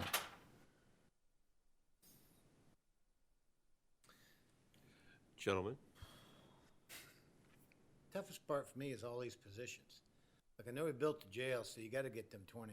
You need the correctional officers, I can go with that. But just as 15 more additional deputies, I can go with the ranks. I think you need to pay people when they make rank. And So it's actually 12 deputy sheriffs, I believe. One, 15 positions total, right? yeah, including 'Cause I'm the looking professional at- staff. But Actually, 36, it's 16. But what I would say about the deputy sheriffs is we're woefully behind in building our force. And one of the reasons I haven't made these personnel requests for sworn in the past is because we had so many vacancies. And it would sound rather hollow for me to come and ask you for additional personnel, because I know someone would ask, how many vacancies do you have, Sheriff? And so, fair enough. But we're not at that point now, and the demand from our community, the expectations from our communities, legal mandates, that precipitates, I must ask for more positions. That ultimately is your decision, I respect that, but I'm at the point now, the proverbial tipping point, where it's a problem with service. So if you ask what will happen if we don't get new additional positions, we simply won't be able to keep up the level of performance that we have right now, especially during this pandemic. A perfect example, again, is I was able to flood the specific area where the shootings, the homicides, the assaults, the reckless endangerments were occurring. Only because school was out of session, I could press my SROs in. They went back to school, so to speak. That leaves my cops unit. Well, by the way, they're doing gun task force work. They're not doing the work of the cops unit in Lexington Park. So how long can I task them? And my plan was to add several iterations of that task force with our partners, State's Attorney, Health Department, Social Services, Parole and Probation, DJJ, and get into a number of nuances to include a preventative program that I was hoping to get a community group to take up. But, you know, with COVID, that is certainly a complication, but I can't do that because I can't task detectives from CID. I just can't. We've had, like I said, 6 homicides in 2020, a number of shootings, and we're working very hard to close the homicides we have now. Narcotics, according to them, I owe them several positions. According to CID, I owe them several positions. It's probably true, but I don't keep track of it anymore. So that's the impetus for the positions. We just have not increased with the demand and, again, community expectations, demands, and now it's changing, it's swirling around us, it's changing with even more unique demands because of police reform and the potential for these bills. But the bottom line is what we're trying to do is sustain viable communities here in St. Mary's. And if a community is not viable, then the police are not doing their job. And I don't mean just about apparent crime. There are all kinds of things where you bring your partners in play to that. But so that's the litmus test to me is, do you have viable, sustainable communities? And yes, we do in the majority of this county, but there are places we do not. Those communities have a significant perception of crime or the fear of crime. And that's our responsibility to bring everybody to bear. So the district-based policing that we've talked a lot about, currently right now, when you're a police officer, you come to work and you're assigned to some part of the county. You could be north, you could be south. There's one lieutenant who sits on the desk mostly taking phone calls for 12 hours. Sometimes the lieutenant's not working, there's a sergeant there. So what will change is that lieutenant will be assigned a district. He will have the same dirt. He has ownership of that dirt, District 1, the north end of the county.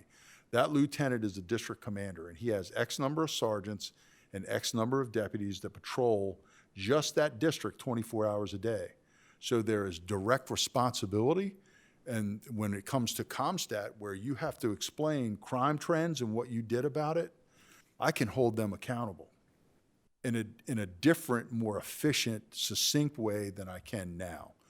Because if you're the duty officer and you have the entire county, most of the time you don't know what's going on, in all fairness, because you're on the phone. Your guys are spread out all over the place.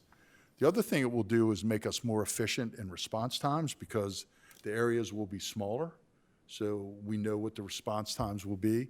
And you typically will see the same police officers in that area.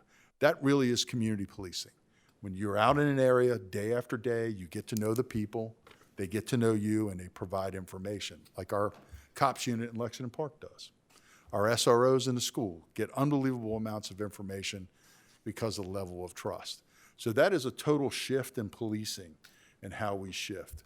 But that is, again, the impetus for the additional request of personnel. We have a strategic management plan. I've had one for a long, long time, and that is not something that the board has ever participated in really with us. I certainly would invite you to.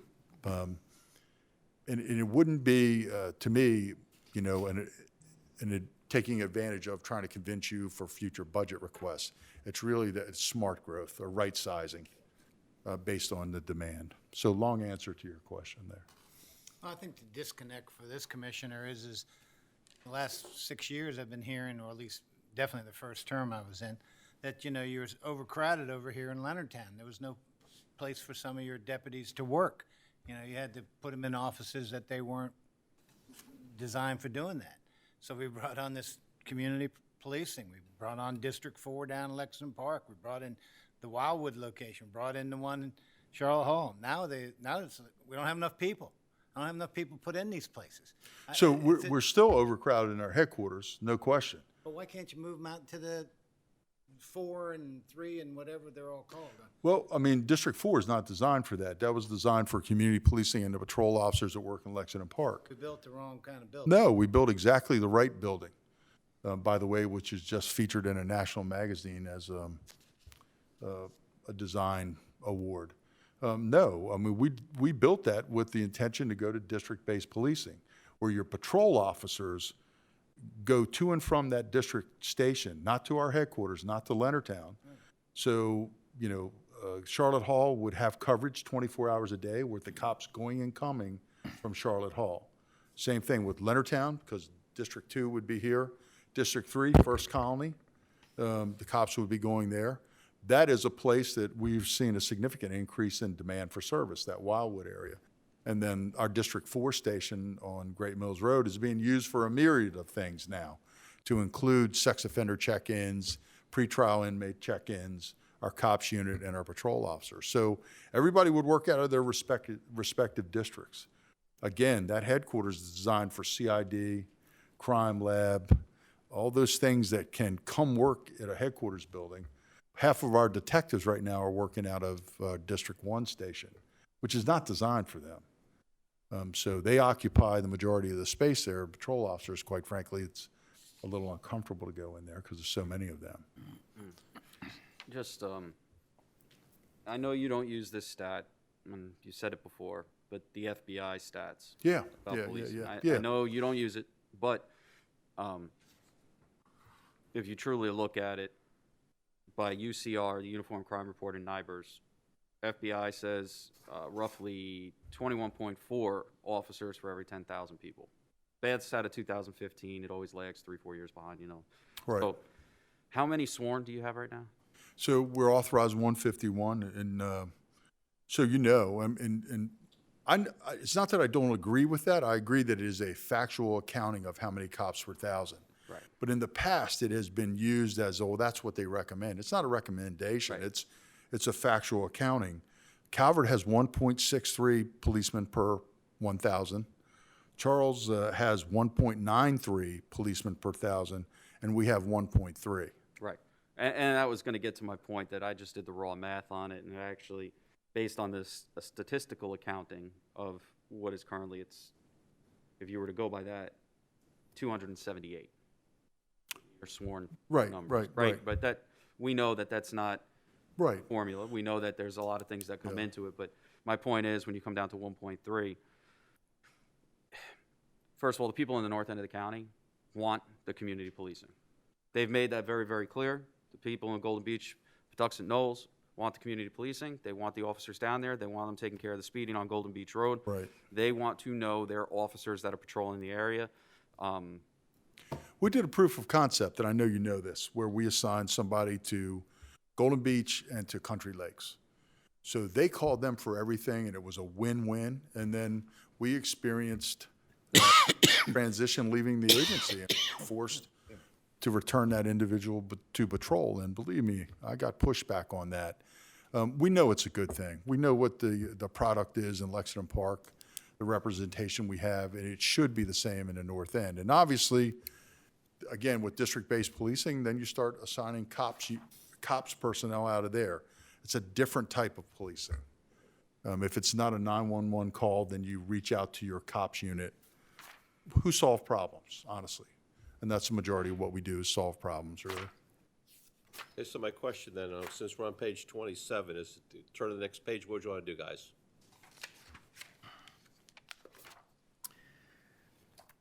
I see numerous things here. Now, his total budget increase is 5.6, is that right? Sound about right? His increase by 5.6, is that right?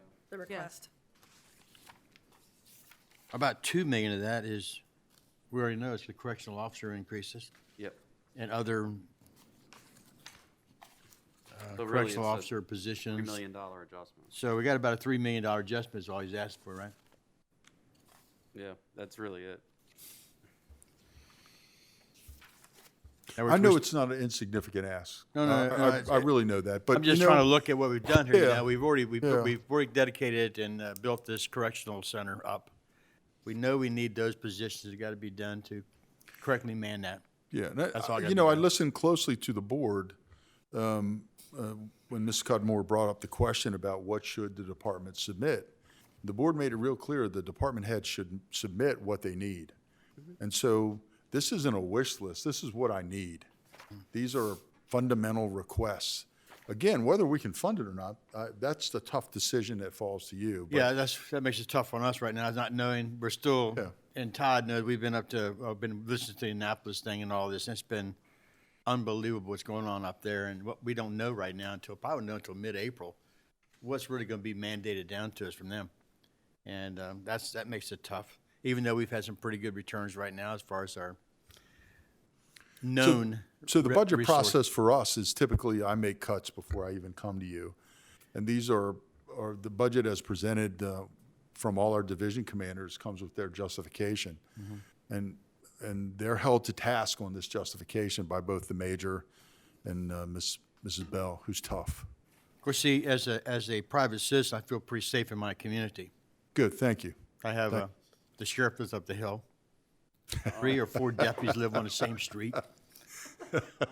State police officer. I mean, I got all these things living in my community, so plus retirees that were state police. So I think to your point, And we eliminated any stop signs and light by putting circles in. That seemed to have helped out a lot. yeah. Circles are a really good thing. Aren't they great things? I Really tell a you. good I thing. believe in them, 'cause I just remember going to Europe and everything, all the circles, and I said, God, why aren't we doing this in the United States? And I think it works. Now, traffic I know is a problem down in especially Commissioner Morgan's area and 235 and all. And I think the traffic safety officers are probably needed a little more, especially going to put them on the road. But I'd like to see more momentum go towards, if we got a problem with red light runners, which I've seen several myself, and I'm not down that area that much, but I'm shocked at how many run through there in red lights. Well, you need to stop them and say you're the commissioner president. Well, I can't stop them. I'm on my white pickup truck. I don't know if they like that, if I would stop for me. But I want to see something, if we're going to increase our traffic patrol here, is also look at pushing towards either, you say red lights seems to be the biggest problem we have running. Red lights and speed. I mean, speed. I know speed is a problem too, and I've For seen that. accidents, increase the injury severity. So, you know, that's why speed matters, because speed kills. And I was Obviously, the adherence to. I don't want to admit to it, but I was speeding down 235 just the other day. I think you just 5 admitted miles to it. over the speed limit. No one was watching, it's okay. No, but everybody I was in They were these- passing you. I was in the slow lane and they were passing me, and I go, damn, was my speedometer right? I felt like I was doing 5 over, and I was doing fine, but they were just passing me like, I mean, no doubt they were doing 15, 20 miles over the speed limit. And Commissioner Hewitt asked the question one time. He said, well, why can't you put a deputy at every intersection? And so what's interesting is during those hours with the most commuter traffic is the highest volume for calls. So consequently, those deputies are running from call to call to call to call. And I mentioned about that, what I call discretionary time. Sure. Where it's uncommitted. So what are they doing during that uncommitted discretionary time? what you would hope is that they're patrolling in communities, doing traffic enforcement in communities, community policing. Yeah, presence of a law enforcement officer, And no that, doubt. that discretionary time is dwindling all the time. Well, that's why I was looking at this page and I saw, and I don't even know that your staff knows, I mean, intersection deputies, 4 positions? You want them to control the intersections? I'm just messing around with Oh, this. yeah, that's. Where's that? It doesn't exist. Oh, No, okay. I missed that one. I missed that one. No. Wah, wah, wah. All right. So if there's 3.8, if I look at it this way, you remove the money for the COs, it comes out to $3,835,218. Of that, what is non-recurring cost? I think that's what we need to drill down. So where are the non-recurring costs in here? There aren't any. You might be able to capture them in page 13 and 14 as your summary pages. You might, that's kind of a cheat sheet. And just bear with me, I'm It's just by virtue of process, we try to buy most of the non-recurring items, especially equipment and so on, in the current budget to alleviate anything being in there. And there's some that we had a question about, that we could purchase now, but there are some recurring costs, and Lottie can talk more about that.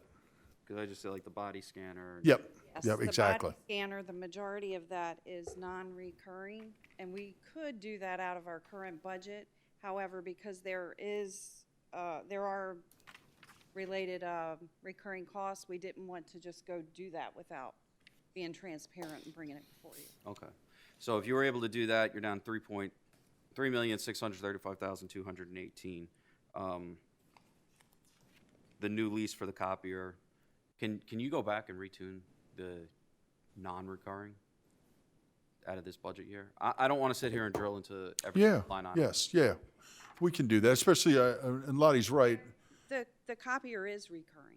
That is recurring. Oh, it is. So, yeah. I mean, we have pared this down. There The is, one thing we can do is the body scanner, we can purchase that that was just a outright, but we didn't want to do that without the board's concurrence on that. What about the license Because it is plate? recurring. What about the license plate reader? Is that a non-recurring? That should It be. has Yeah. recurring costs associated Yeah. with it. But again, What are we the- could, yes, we could. The ALPRs? Non-recurring component, we could. Yeah, there's the purchase of it, but then there's reoccurring costs associated with it. Yeah, for maintenance and upgrade, yeah. Whatever. So here's what I'm looking at, right? We know that the Board of Education is going to come in, and they have their list of requests, $10 million worth of requests. We got- They've already come in. Well, come back, I should say. 8.4, right. Hopefully with no speech, but it wasn't a bad speech, but we know that they're going to end up most likely with somewhere in the range of 3, 4. I don't know. It's going to be somewhere around there. So what I want to look at least for me, is to say, okay, if you compare this back as much as you can on the non-recurring costs, what is a comparison to the Board of Education and the Sheriff's Department budget? I'm not trying to compare the two categorically, but I'm trying to look at the total amount of money that we have and what is the best way to disperse that money. Because they're going to be held to some other things from the board as well.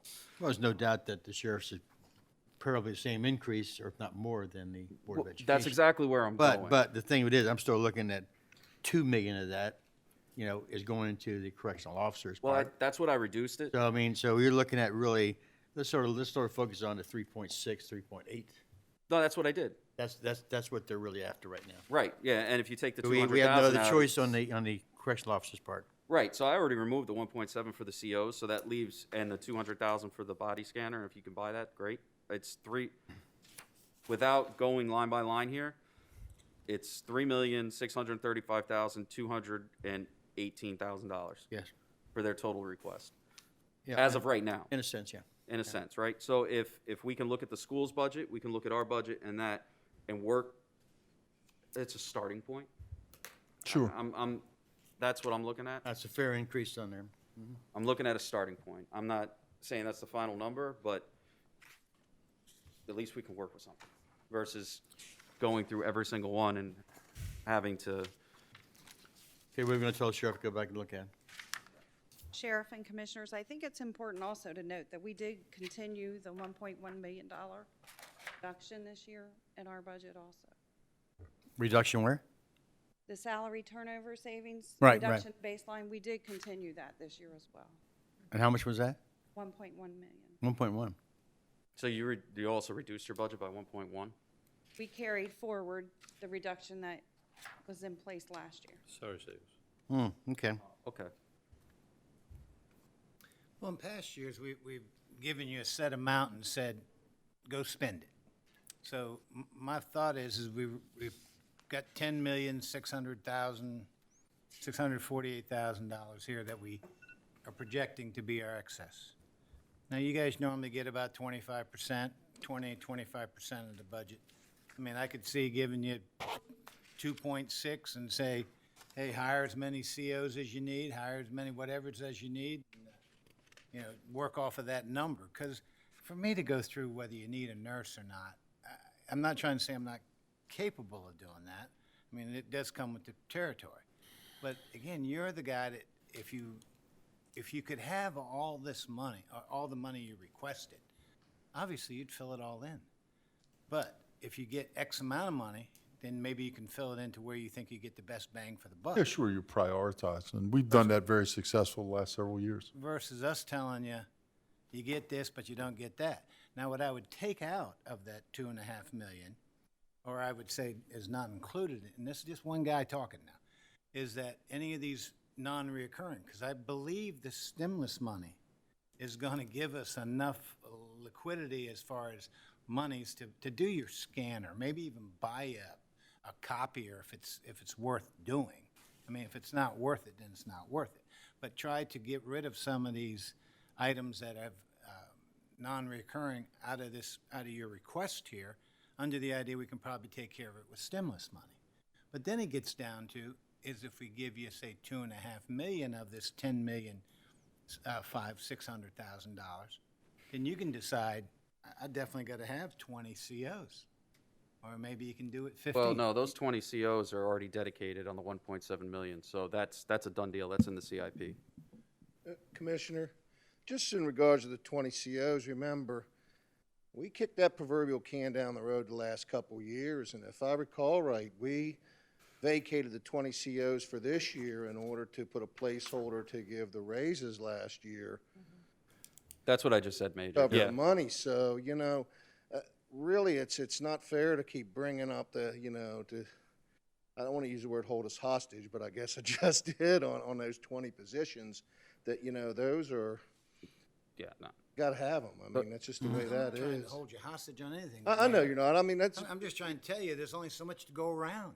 I got that. And, you know, we got people in county government who need more positions, and we got, you know, more janitorial. But we wouldn't, but then I guess, Commissioner Hewitt, what I'm trying to say is we wouldn't be talking about the 20 positions if we'd hired them last year, like we were supposed to.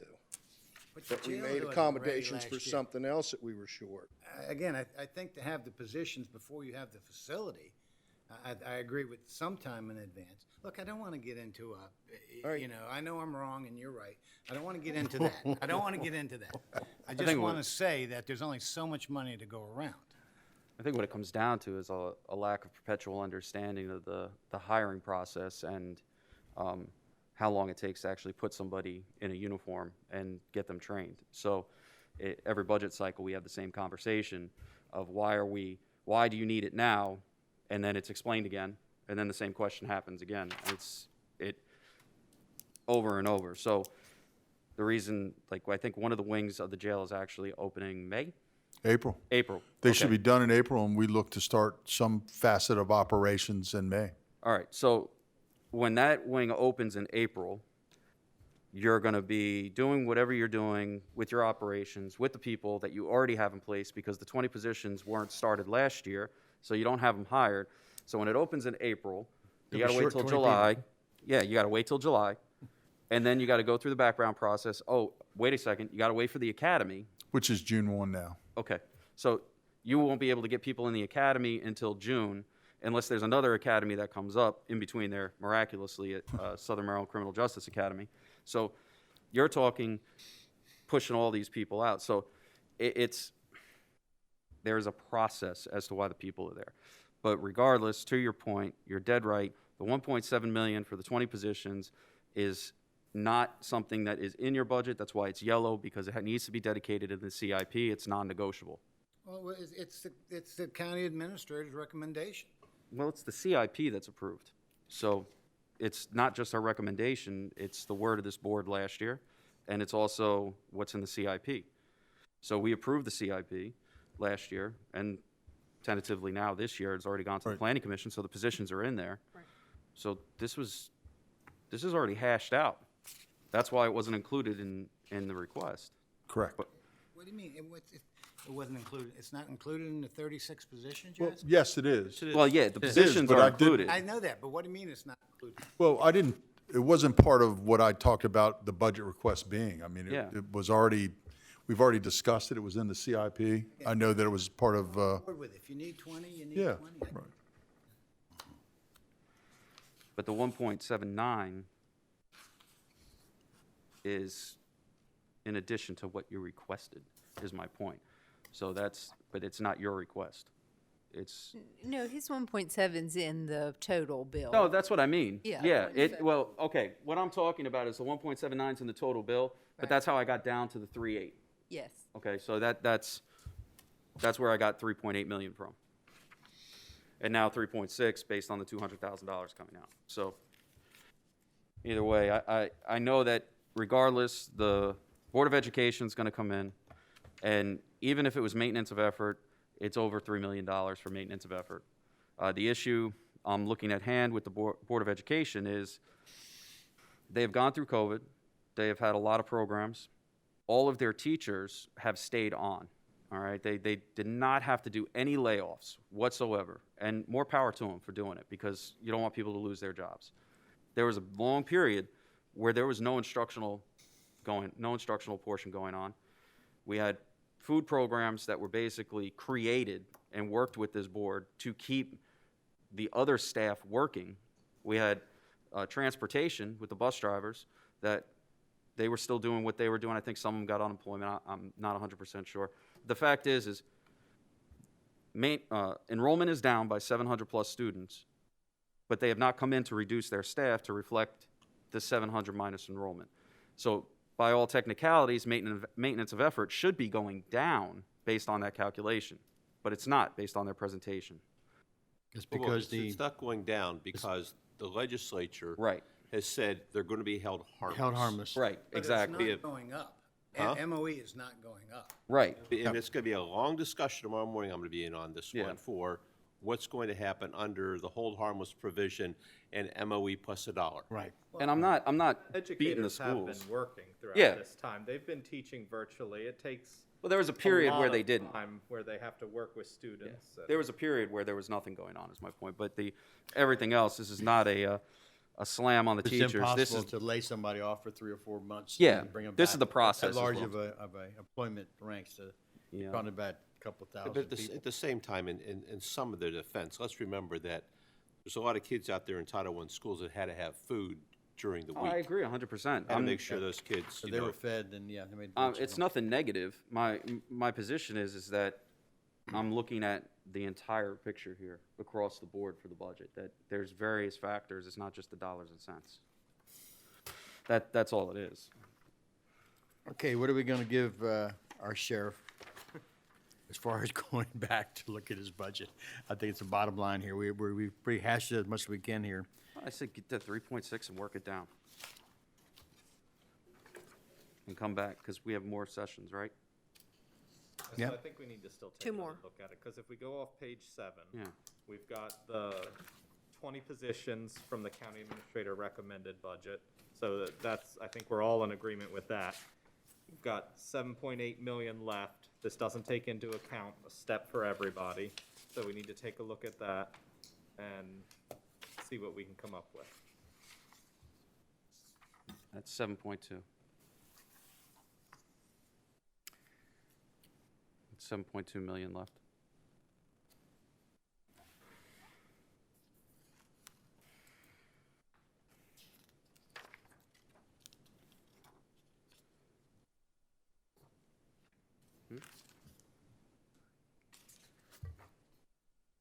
So your recommendation is to give the sheriff 3.6 million?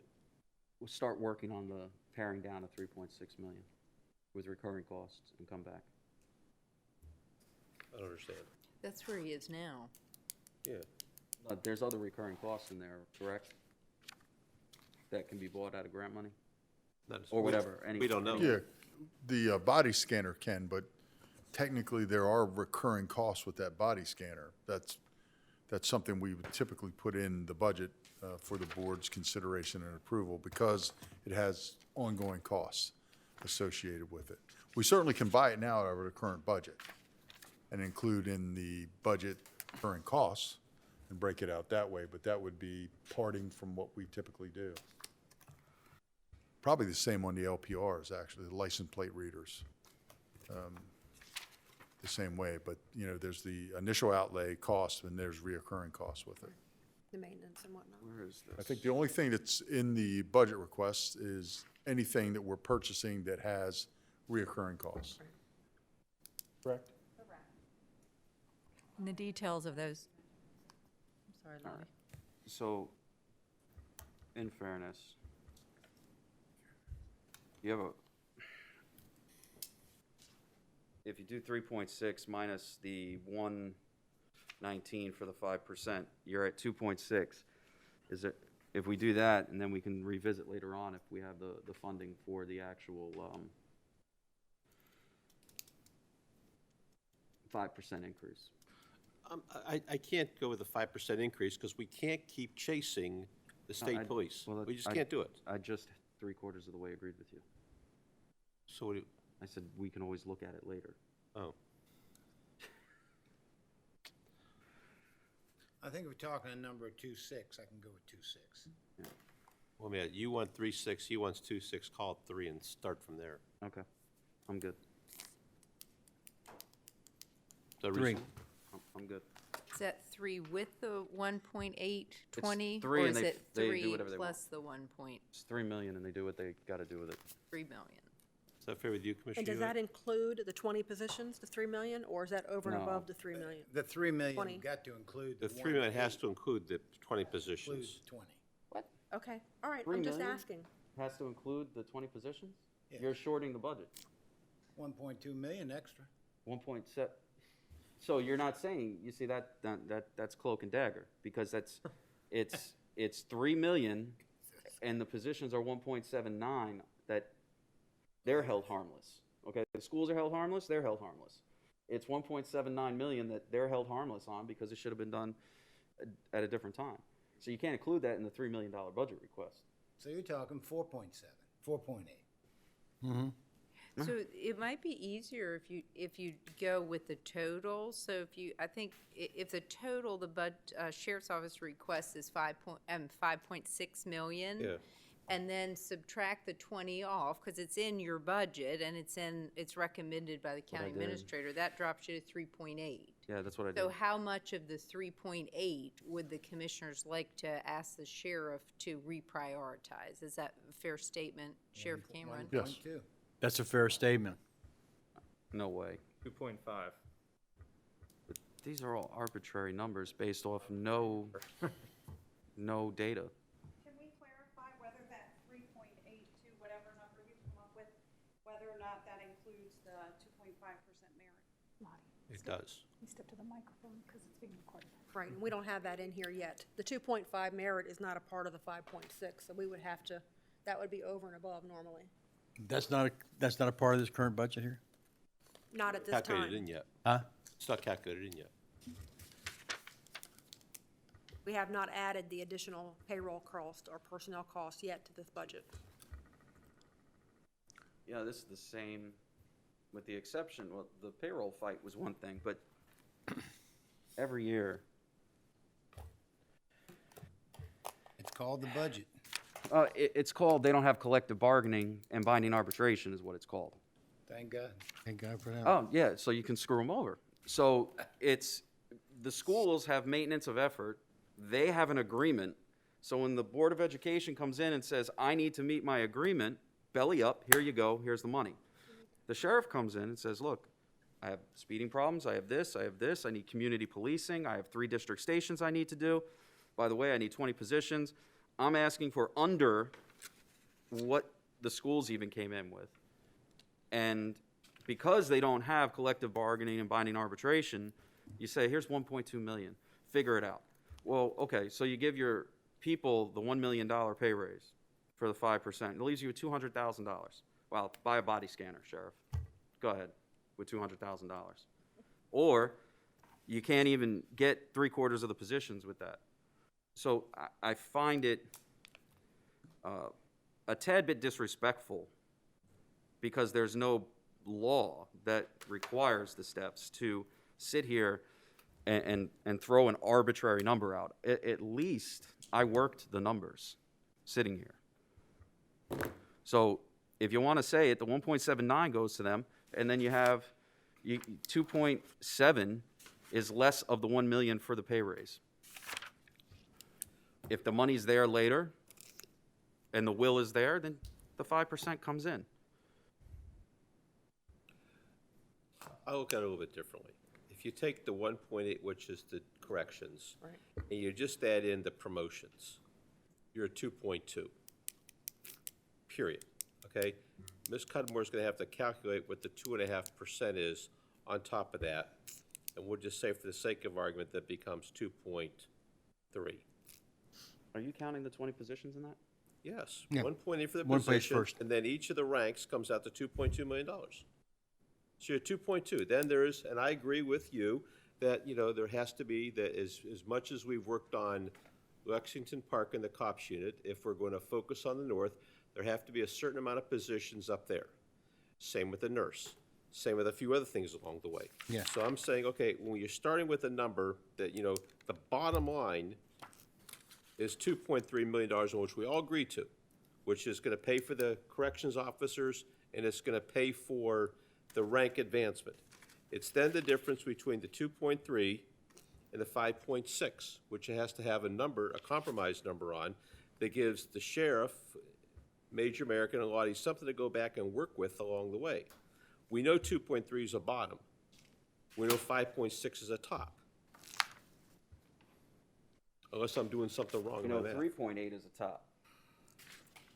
No, 5.6, if he got his whole budget, was 5.6 is the No, top. that's not his whole budget. He wants $5.6 million. It says No, right there. it's not. It's 3.8. The 1.7 million is from the CIP Okay, that so- we approved and said we were going to allocate those 20 positions, a part of the CIP. So that's not a part of that request. But his 1.8 is included in the 5.6. Because the county administrator highlighted it yellow and it's in the county administrator's budget. It has to be in his budget for it to get approved.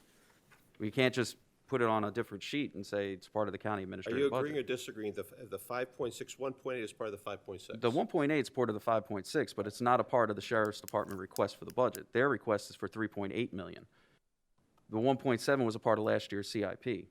So you're holding them accountable for the 1.7 this year that got deferred from last year for the CIP. Do you see where I'm going with it? And part of the 3.8 would be the amount for the 5% raise as well. See, the 3.8 we're That's how I talking about, no, that includes the 1.19. That, yes. And that includes the 5. Yes. Yes. So, but we talked about holding it to a COLA only of 2.5. Is that not right? Step. I mean, a step of 2.5, We agree. which we thought about, that'd be around 600,000. Is that right? That So sound that close? reduces the amount for the salary request. See, and that reduces this whole amount, 400,000 right there. Yeah, to Right. 2.6 million. So now we're down to 5.2 million total requests. And approximately 2.0 of that is definitely something we've already committed for correctional officers. So now, to me, I'm looking at about 3.2. Yeah, that's about where I got. That's what I'm looking at now. Does that sound close? Anybody? It's about where I got. I mean, my numbers. Yeah, All right. they're there. So that's what we're fighting over now is just 3.2. The correctional officers, they're off the table. They've got to be done. We deferred that last year. Now they're there. We got to have them now. No doubt about that. My So math now we're was a down to the little higher. 3.2. So do we send them off to let them work with that, or we give them a reduction to 2.6? Somebody brought up 2.6. Well, what I was saying is that I'm not sure what that's, since what it's that- not what palatable. we're reducing there. Yeah, what I was saying, since it's not palatable to the board at this time for the 5% increase, right? You take that 3.6, you remove the million, it becomes 2.6. If in the future, as we work through this budget, it becomes palatable to the board to reapply that, then we can do it. But if not, then at least you get the 2.6 to start working with to pare down a little bit and come back. Okay. Well, the concern I would have on this 5% thing is it equitable to everybody? And the answer is no. Because the 5% pertains because it's MSP in Charles County, but then the Board of Education, they want 4.25%, 2.5 plus 1.75. Because they're negotiated agreement, yeah. Because that's their negotiated agreement, and then we go back to the county employees and say, well, you're gonna get a step and a COLA of 1. It's not, we have to look 11 times, everybody gets the same. I can get with you on it. I'm there. I got you. I'm not going to argue that point with you. You've been the same way for 6+ years that Okay, I've been here. let's then we're looking at 600,000 or 2.5% COLA, right? Is everybody looking at that? One step is about 600,000. 2.5% COLA. Okay, that's what that is, right? And that's for all employees. That's for all one employees. step. And then we're talking 1.8 for the Right, rank. right. I mean, not the rank, but for Correctional the, officers, correctional officers. correctional officers. And so at the end, I That's think we need to send the sheriff off with a start of a 2.6 and see if he can live with that, or what other adjustment we need to make and come back Does with that a. 2.6 include the 1.8 for the No, correction? no, So no. you want 2.6 plus 1.8? Yeah, So you want 4.4 million? yeah. So we got 10,650,000. But we already committed to this, the corrections, I hate to say it, we already I committed to get that you, I years get you. ago. But just tell me what we're dealing with. If we're saying we got 10,600,000, we'll just make it 10,650,000. We're gonna do 4,400,000 for the sheriff, is what you're saying? So that leaves Could be. 6,150,000 for everybody else? Could be, Right now, right now. as of today. Unless we're looking for other cuts, we'll look at that, other cuts from other So we'll have directions too. so we'll have the sheriff come back with a reconciliation. Yes. Showing us how he'll spend Yes. the 2.6 million. Yes. If there's any way to pull some of those ALPRs or the training or Yep. something, I know you guys are going to work it. Either way, if there's any way to, even some of the training, you don't got to say it. I already know you don't skimp on training. I already say it every year. So if there's any way to figure that out as well. Yeah, we had, COVID made an impact that may give us some flexibility in that regard. Okay. So, yep, very clear. Anything else, commissioners?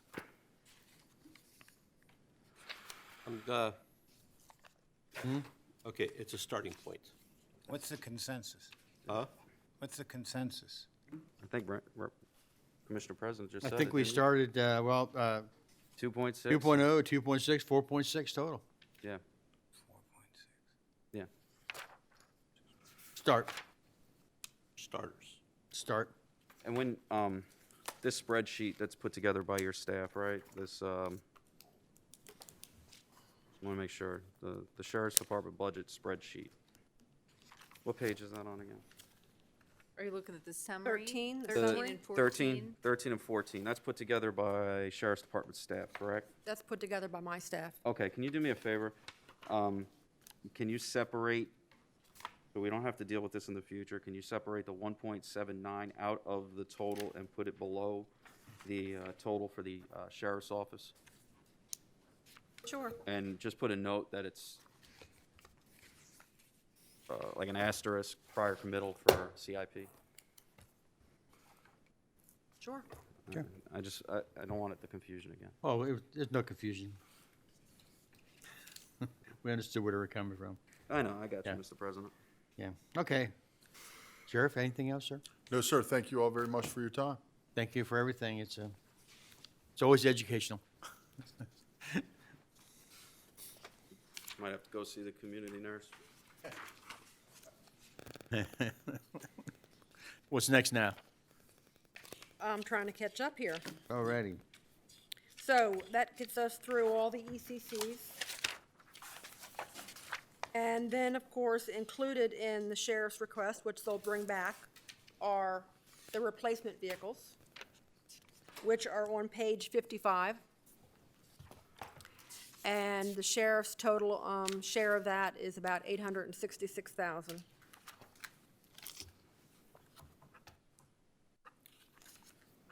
And is that the exempt financing cost, the 866?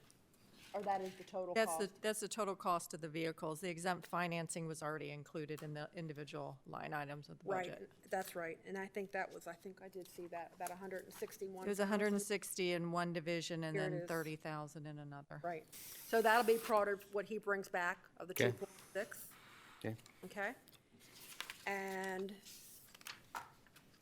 then we have the grants match, which is on page 56 and 57. The grants, these are normally recurring grants that are included in all the departments' budgets, and it includes the sheriff. And you can see on 57 that the grants, the federal grants have increased by $750,000, and the state have increased by roughly $547,000. But overall, with the county match and whatnot, that increases by about $1.4 million. How much did it increase? The county increased how much? $1.4 million, and that includes the grant funding. Okay, okay. Right. All right, so we will come back next week. Yes. Can you come back next week since the Board of Elections is on that one? No, the Board of Elections This is is on- on the 23rd. The 23rd, I'm sorry. County departments, compensation. Yeah. Can you reach out to the Board of Elections and see what their cost would be for 3 early voting centers in the county, north, middle, and Well, south? that's not for next year, it's 2 No, years no, from no, now. no. Don't even worry about it. What do you mean it's 2 years from? Yeah, it's 2 years from now, but I want to know what the cost is now. That's it. I just want to see what it is. I think it's 90,000 a center. Okay. I just want to see. I know it's 2 years away, but Okay. 3 early voting centers. not to be included in this budget, but just as a fiscal note. Sure. So we'll come back. You're agreeing to add 2.5% for all county employees, and we'll get the number for the Board of Ed on what their 2.5% is. We'll apply the 20 positions for corrections. We'll wait and receive, they're gone. We'll get a breakdown of how the sheriff will spend the 2.6 million. Right. And that'll be follow-up for next week, from this week. And we'll start our spreadsheet where it shows changes in revenue, changes in expenses, to kind of see how we're whittling down the 10 million. Okay. And then we're hoping to start receiving some info. I don't know how fast we'll get the info on the stimulus money, but I mean, they'll send down the $22.2 million for the county is really what you're looking at? countywide.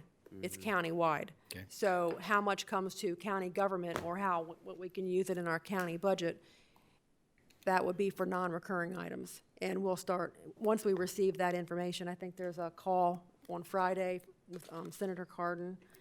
Hopefully he'll have some stuff, but any other information. But as we receive it, we'll bring it to you and see how we can use that money and how it can help. But it may be another month or so. It could be probably April until we actually receive something on that info.